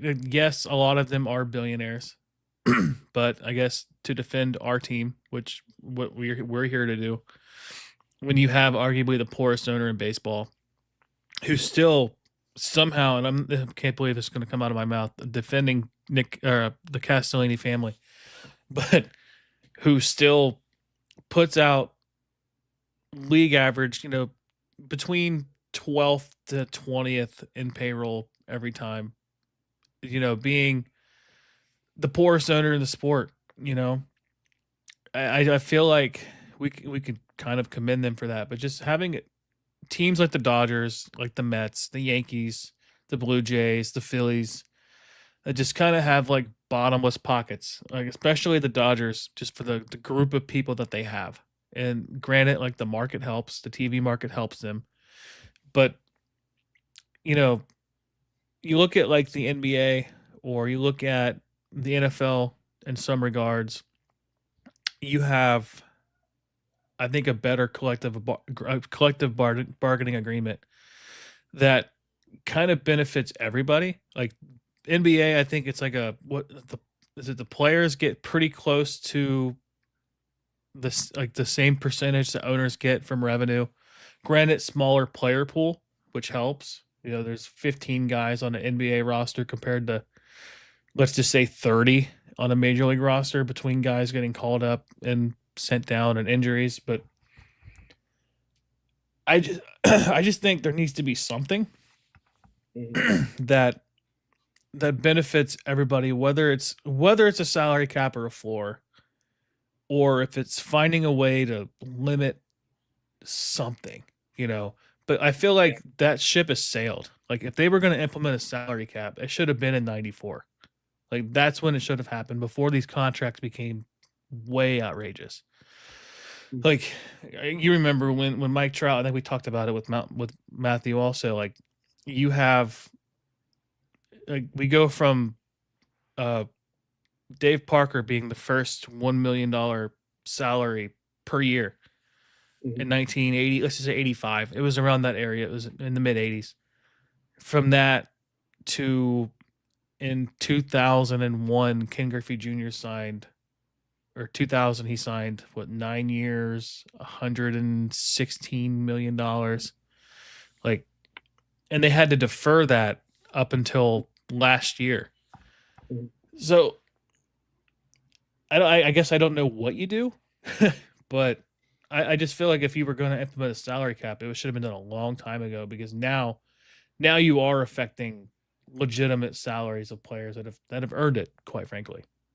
Yeah. A couple things. I got lots of thoughts when you're making good points there. We learned from Matthew Muncy that the CBAs are different, or at least they're maybe a little bit intertwined, but they're kind of separate for the minors and the majors. So that'll be interesting to see just the developments on that angle. Hopefully we can learn about that in the coming months and after December 1st, exactly what the minor league CBA looks like. But what you're talking about in terms of salary cap, salary floor, I don't think now, based on obviously Bruce Meyer now being the lead guy in the PA, he's not going to sell for salary cap or salary floor. That's obviously like the goal for the owners, because it helps cap their expenses, and then that'll allow them, for like teams like the Dodgers, to have even more income. So it'll be kind of interesting, in terms of like it still helps the Dodgers too, because if they get capped in their amount of like salary cap, they're just going to have even more profits to reinvest into whatever else. But that's not my main point. My main point is that based on the NBA salary cap, as you were kind of alluding to a little bit, what had ended up happening with like the first cap, that was like a hard cap, and then they had to do like an apron that if you went into it like a luxury tax, like how they do in baseball, it would be a penalties. And then obviously the 2022 Warriors blew past that and they made a second apron. I think that's more kind of what possibly could happen. What was also another interesting consequence of the NBA salary cap is like guys like LeBron James or the top players in the NBA, they ended up making less than possibly what they're worth, right? Like they're not getting the Juan Soto, Ohtani contracts that they may or may not be worth. Obviously, not exactly the same numbers because of the different amount of games, but you know what I mean? Like that type of echelon, they're not getting those contracts. So what ended up happening is that the top earners kind of get capped, but the middle class grows. So there's a bunch of guys that never made All-Stars. A guy that is like the poster child of this is Toby Harris. I forget who he's with. He was with Philadelphia for a long time. I forget what he was with Detroit now. He's with the Pistons. But he's made like $150 million and has never made an All-Star game in his career. Think about that. Think about $150 million player in Major League Baseball not making an All-Star game. I feel like we're getting pretty close to that. Like, is it? I don't know. Like, is Kyle Tucker an All-Star? I think he was last year. Okay, but like we're seeing with Bo Bichette, like I don't know if you've seen any like highlights from him. Like his defense has been atrocious so far with New York, and I don't think he's that good of a hitter. Like he's a good hitter, but I don't think he's like I don't consider him like an elite player. So like I don't know. I think eventually we get there, but like I don't know. I don't think a salary cap at a floor is the answer, but like eventually we're gonna see guys making $140 million over 5 years just be like mid. Yeah, there's a bunch of comments here I want to get to as well. Sam Morrell has some comments here. The Reds are now kind of setting themselves up for kind of a bunch of good hitters, a bunch of good pitchers that are going to hit arbitration or hit possible situations where they might get extensions. and they're going to end up having to possibly get rid of those guys. And that is kind of the life of a small market team. You know what I mean? Getting rid of guys maybe before their last year of control or before they're owed an extension or whatnot. So that would be kind of interesting. The thing that I've seen about this is like, let's get a rich owner in, but like a lot of owners run it like a business. It's not just except for maybe Steve Cohen in New York Mets, who runs it like a hobby. I think even if like a Mark Cuban buys the Reds, he's going to try to run profitability. Like even Chicago Cubs, the Ricketts owner is a billionaire, yet he stresses sustainability and has like improved his margins. If there was a graphic months ago when they're talking about salary cap stuff as well, and how much the Reds or how much each team pays their salary compared to their profits, and the Cubs are like, they make a ton of profits, but they like utilize 33% of that.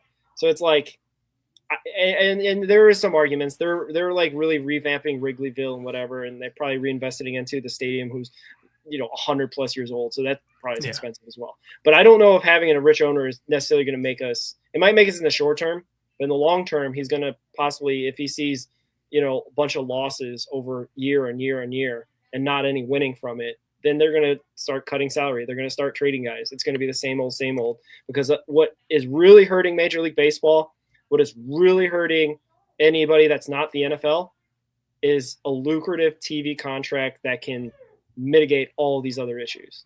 It's why the NFL is what it is. It's got the biggest TV deals. It's just getting bigger and bigger with its TV deals, with its market share, with all the advertising and stuff that comes along with it, that you can't compete with it. Everyone's going to be second fiddle to the NFL media deal. And that's the point of the owners and the commissioner. They got to do that. They got to be able to share the TV money, like Eric's saying. That was also something that was reported fairly recently, is that the Dodgers got a really advantageous deal with their TV sharing money. They'd only, because in 2020 or whatever it was when they sold the Dodgers to Mark Walter and Magic Johnson or whatever, the guy that ended up getting divorced, they settled that ownership sale to the Dodgers when he was in bankruptcy, the former owner, because he was getting divorced and losing all his money because he was getting divorced, and he was basically filing bankruptcy. And basically what ended up happening is that the Dodgers cut a deal with Major League Baseball that they only have like 10% of what they're supposed to be taxed on being revenue shared, as opposed to the 30 to 40% that should be taxed on. So they're saving like $60 million per year, every single year, that should be taxed and revenue shared with the rest of Major League Baseball. So that's just another thing that could be discussed. I don't know if that's something that will be down the road. Actually, remember there's like a 2028, 2029 year where they're going to consolidate all of MLB media. I think that's when that media right deal with Spectrum or whatever it was got cut in 2020. So yeah, there's a lot of other issues. I don't know. Cuban's not going to save us. He'll spend his money for like 2 or 3 years, but if he's not turning a profit or winning, it will be back to the same old. I feel like I'm going on a bit. No. It's honestly like the only thing that really makes sense is sharing money. It sucks when you're the top end and you have to give more, but I mean, it's good for the game, I think it's not right. Like I'm going to say this.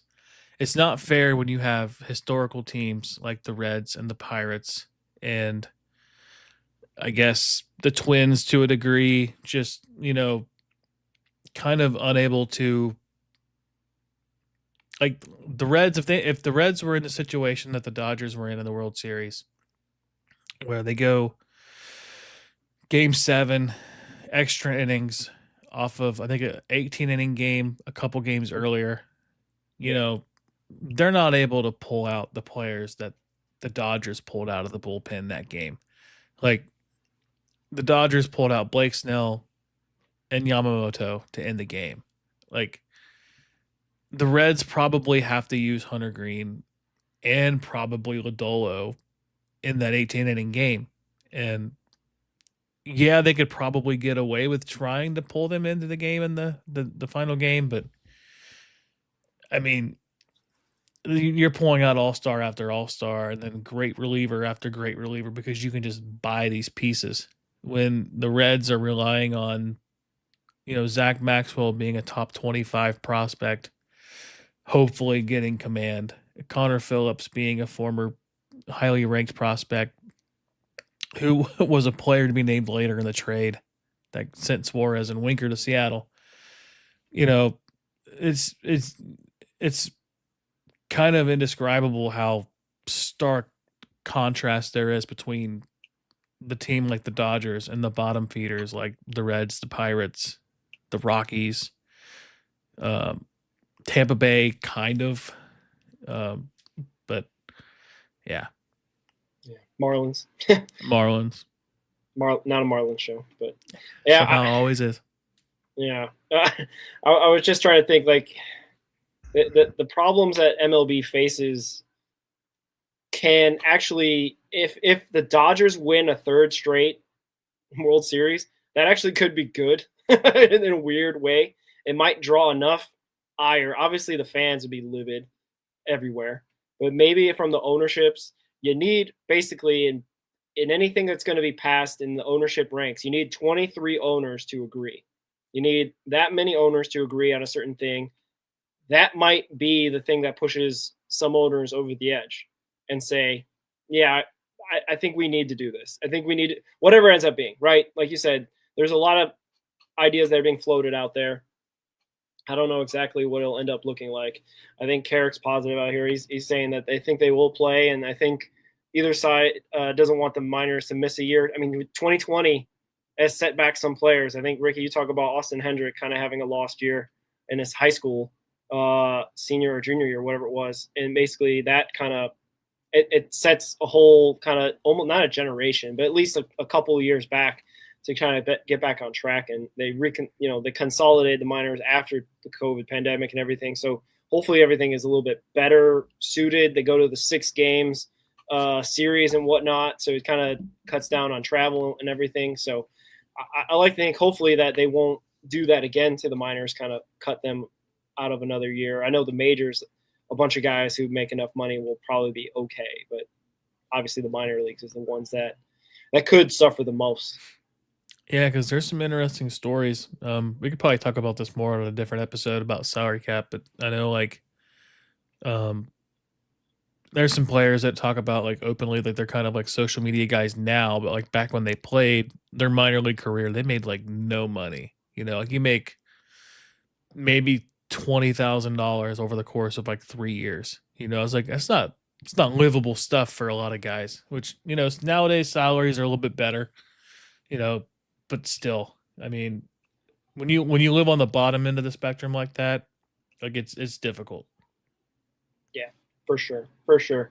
I don't know if you got any thoughts about this. We could probably go on and on and on about salary cap. Like you said, we basically started this podcast and with that article and everything, just trying to figure out, because it's that time. We're in 2026. The CBA is expiring, if you don't know, and there will be some ugliness to it, I believe, but hopefully there will be baseball at the end of it. Yeah, we can only hope.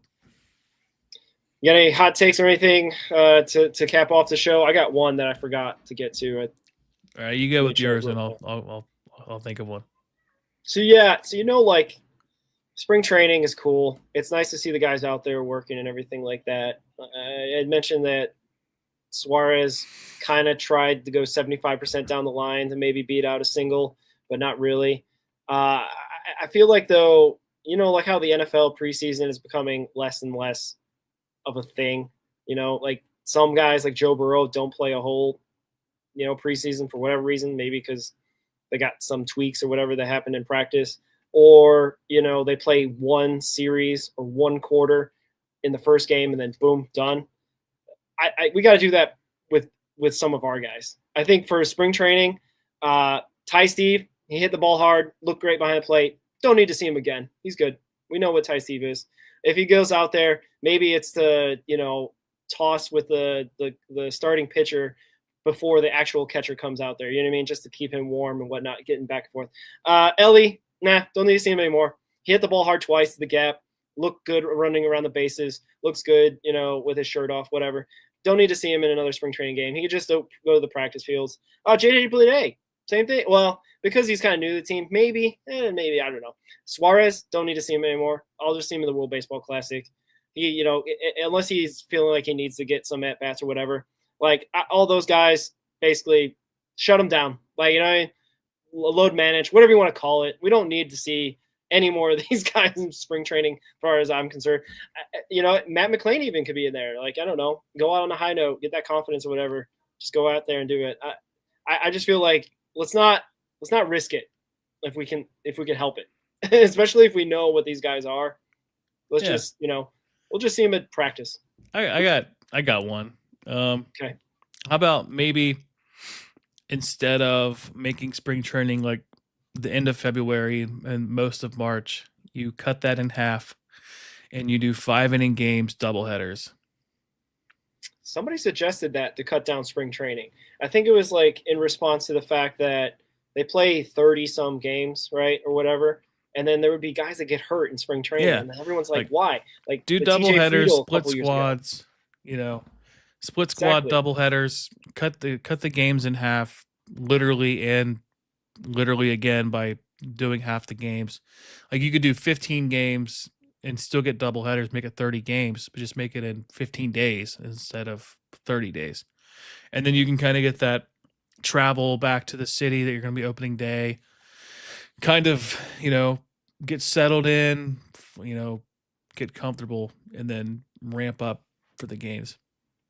Yeah, and nobody's pitching 7 or 8 innings. You know what I mean? 5 innings sounds good. You know what I mean? You get it's two or like three you get guys. 1 inning. Most of your pitchers get 1 inning. Throw a reliever out there every out. Like get an out, sub them out, get an out, sub them, get an out, sub them. And depending on maybe if it's like a young pitcher and you want to see like an inning out of the guy, you do that. But like, get your starter gets an inning and then it's an out for every reliever. And you can figure it out. Yeah, I don't know. I guess there's just tradition maybe to it to get there mid-February and then, go all ramp up all the way to. Here's the thing, like I'm trying to think back. Like usually opening day in the past was like mid-April. You know what I mean? Like or beginning of April, maybe first week of April. Now it's in March. Creeping up. Yeah, now it's creeping up more and more into March, and still ending about the same time. Maybe it's just more rest days. Maybe it's just something the CBA argue to have more days off or whatnot. But like, would they be going there in April or going starting in April? Would they be going to spring training in like mid-February and being there for like 2 months? Like, I guess I don't know exactly what they did back in the day. Maybe it was a little bit different circumstance, but I don't know. It's preseason NFL is now down to 3 games. They can cut down spring training games. Unless like you're trying to get a bunch of your minor leaguers that you invited a lot of time. But like you said, you just do split squad, and they're all in the same area in Arizona or in Florida, wherever you are. So, I don't know. I guess as a small market team, we don't want to see any of our guys, TJ Friedel try to lay out and injure yourself on a catch. Just cause. Yeah, like that Stephen Kwan play where he missed the catch. Like that, slightly variable option. Like he gets hurt on that play in the very first spring training game. Like that would stink. That would be the definite answer of like, this is why you don't play spring training if you see your guy Stephen Kwan out there. But then like you also want to see live pitching. You want to see game action. But like you can just shorten it. 5-inning. If you're going to play the same amount of games, just make the game shorter. Yeah. Right? They don't have to be a full 9-inning game. Mm-hmm. Yeah, for sure. Also, this is not a take, but as something I looked up and had in one of my tabs, the manager for Pittsburgh Pirates is a guy named Don Kelly, and he just was hired in May of last year. So you are for sure not counting in like his experience or his lack of experience as a manager into that Fangraphs Pacoda, because I for sure have full confidence that Terry Francona could outmanage this guy. And that's huge in terms of if you're winning 82 games or 83 games or 84 games and making the playoffs or being right there. I don't know. It seems like their advantage Reds. just that. You know what I mean? Like, I'm sure this guy's a good guy. I'm sure, Yeah. He played for the Pirates, it looks like, as well. He's from Pennsylvania. You don't become Terry Francona without starting out being nobody. You don't become Pat Murphy without starting out as nobody. Like you got to start somewhere. I mean, maybe he does become some elite manager, but I think he's going to figure out quickly with the payroll the Pirates have. Like, their windows are short. I mean,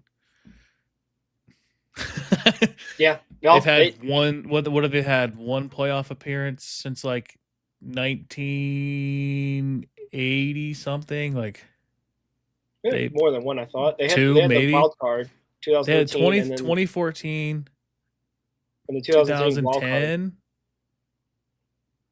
I think we have to look it up. Because I think maybe not 2010, but I remember in 2010 it was between the Reds and the Pirates in the division. Yeah, Reds won the division for sure. Yeah. They might have got a wild card, but I think it'd be tough because that was only in the era, I feel, with the one wild card, not the three, unless they expanded. I know the 2013 playoff game was the two wild cards, but it was just a one-game playoff. Unfortunately for us, who was pitching? It was someone for the Pirates just killed us. So the last time, here's the Reds or the Pirates playoff. So 2015 they lost a wild card against the Cubs. 2014 they lost against the Giants. 2013 they lost in the division series against the Cardinals. Beat the Reds. So they've appeared in 2015, 14, 13, and 12. And then 1992, 1991, 1990. And then 1979. So you have to go back a ways. There's not many fans that are in the social media era that are accustomed to Pirates winning baseball. And I can say the same thing about the Reds, honestly, but like at least, 2010 was a huge year. 2012 I think we were like one of the better teams winning like record wise, 97 wins that year. And then you go from a Hall of Fame manager in Dusty Baker to a nobody in Brian Price, which I think that was kind of their mistake, and then holding on to players too long or whatever. But the Pirates had a good 3-year run, but you got to go back to the 90s and then the 70s. Yeah, for sure. There's 30 to 35 games of spring training. We're asking for them to shorten that, or at least shorten the game so that it's less likelihood of injuries. Obviously, injuries happen no matter what, but we want to make sure our guys aren't going out there doing something that they regret. Like I referenced, TJ Friedel got hurt in spring training a couple seasons ago and was injury prone throughout. That was the 24 season, right? So like that was rough. But we don't want any of that kind of stuff going like that. Carrick, I would say 1975 was a pretty good year.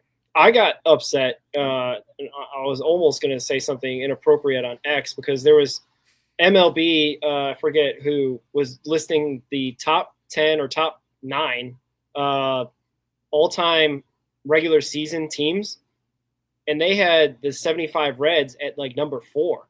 I'm like, and then they picked the 1961 Yankees as the top team. I'm like, okay. I'm like, the 1975 Reds had like 9 All-Stars in like every single position. So like, what are we talking about? That team has 8 Hall of Famers. So like, catcher, starting pitcher, I don't even know where they put P. Rose at third, maybe. Davey Concepcion does not get enough credit nationally for how good of a player he was.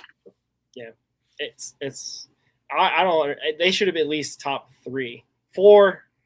I guess got me upset. But I think he was 1 year, or maybe 2 years away from being a part of the bigger machine and the 1990 team.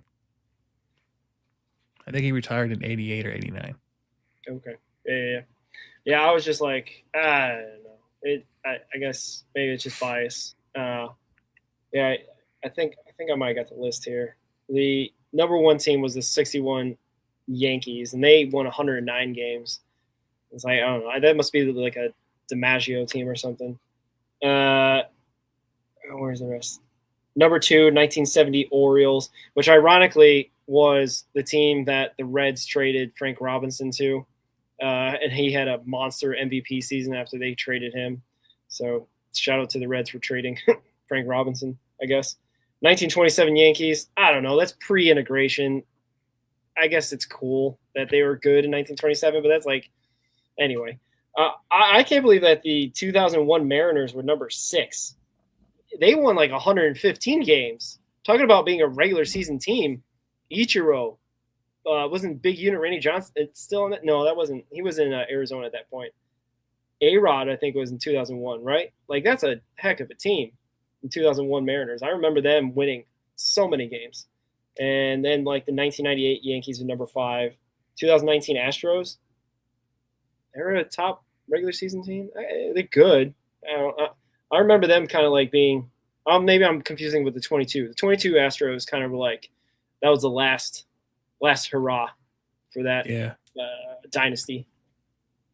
And in 2018, Red Sox were number 8, 1939 Yankees. I don't know, decent list. I think the Reds. A lot of big market teams on there. Yeah, and then Carrick's put out there. He's being from Eastern Kentucky. TV came out. Huntington, West Virginia, maybe a Reds fan. Oh, he's a Steelers fan too. Okay, yeah, 70s were good to you, Carrick. For the you got Steelers pretty and lucky the not Reds. being a Pirates fan. Yeah, looking at that. Yeah, I think Damon Rice here talking about the 99 team. The 99 team was the game 163, right? Where they won 97 games as well. They had to face Al lost to Leiter. Al Leiter and the Mets. Yeah, that was the team that could have done something. Yeah, because you really think about big. that team, and then the next year they go out and they trade for Ken Griffey Jr. And then they won a decent amount of games that year. What could have been, you think about had they had not traded for Griffey and you keep Mike Cameron, and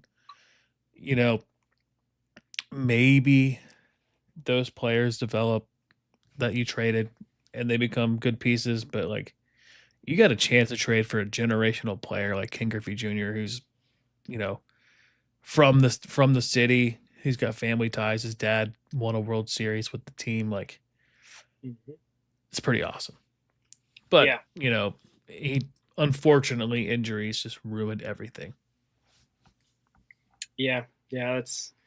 I think your guy Austin Elmore had a little clip out there on social media when he was doing his radio show about the negative the pessimism of Cincinnati Reds fans. And he was trying to figure out why and what happened. And I think he was trying to kind of link up that maybe the great expectations of bringing Junior home kind of set up Reds fans, especially, and the disappointment of the Bengals over the years as well, kind of all culminated into this kind of era that we're in. We're starving. We're hungry for something, hungry for a winner. Obviously, the Bengals did go to the World Series, Super Bowl in 2022, but the Reds haven't sniffed the World Series in 30 plus years. So, we are hungry, and we're hopefully going to have a good one in 2026. Man, I'm excited for this year.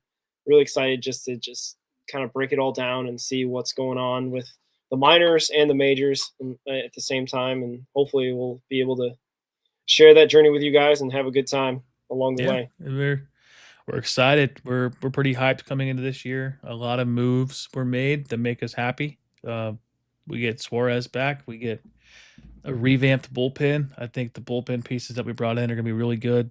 And then the talent that is fighting for that last spot. Yeah, they got roughed up today, but it's their first outing. I'm not worried. Yep. I guess that's a good thing. There's 30 plus games in spring training because this is just one of 30, whatever. So we'll be hopefully able to see May and Maxwell and hopefully Connor Phillips. That was kind of the more surprising of those three with control issues. That Connor Phillips was the guy walking 3 guys, I believe.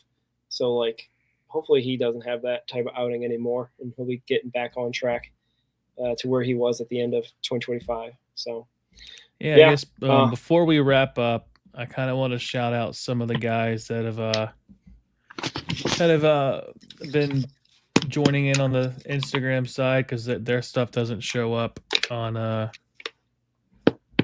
shout out to Carrick and Damon Rice and everyone else showing up in the YouTube chats. So appreciate you guys for being there. Yeah, but on the Instagram side, Matt Mounsey joined in for a little bit. Moises did he? Castillo joined in for a little bit. Our pal Ethan, he Wow. joined in for a little bit. Trevor Kuntzel joined in for a little bit. Blake Piercefield joined in for a little bit. He followed us on there. He's a Ohio Sports Talk fan as well. And then Eddie Mata. I don't know if you might know much about him, but he's got a podcast that he does where I saw his one with the mayor. yeah, and he's been awesome about tagging us in his stuff on Instagram, Okay. kind of getting us some exposure out there. He had Sean Casey on. He had Icky Woods on there recently. He's an actor, I believe, but he loves getting stories out of guys that you don't normally get to hear about. I don't know if you saw the Sean Casey one about being out in public in his underwear. It's pretty funny. I discovered him in a post he tagged. He had in I think it was in Carrick's group or it was in one of the groups, but it was a Vaughn interview where he talked about Marge Schott. He was the reason why that went kind of viral. He was the reason why they got rid of the no facial hair policy because he had a goatee and he's like, my kids have never seen me without facial hair. Like you're not doing this. You traded for me based off of who I am. Like I'm not changing because of that. And credit to Satan herself. Like she caved. Rip it. You know, like she caved and like she allowed it. And then ever since we're seeing guys with facial hair on the Reds. But yeah, shout out to everybody on the Instagram page because I do know like for some reason it doesn't show up on StreamYard in our comments, but Eddie Mattis said hey. So what's up, Eddie?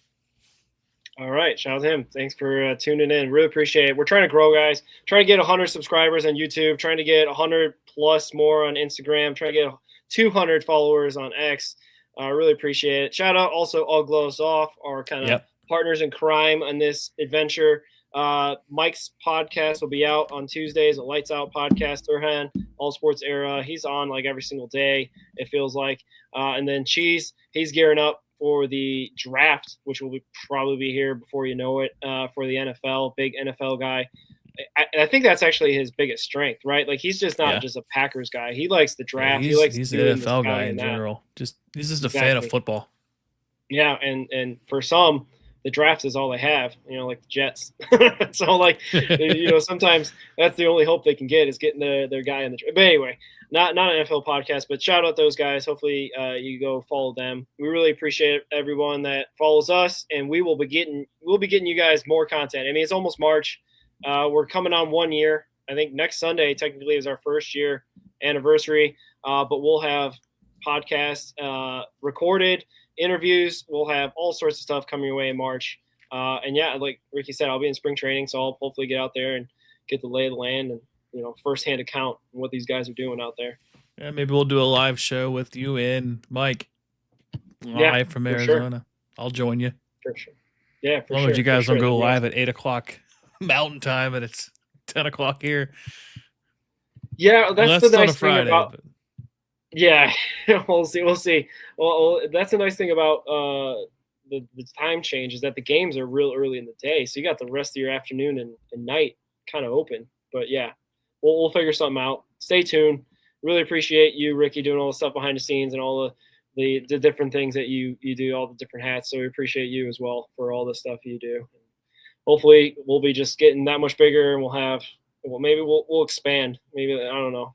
Put that out there. We'll have maybe we turn into a daily show one day. Who knows? Oh man, oof, I'm tired just hearing that. Just got more. I'll quit my day job. Yeah. But all right, if you got anything else, no. Go Reds. Sign off. Yeah, go Reds. Go Reds.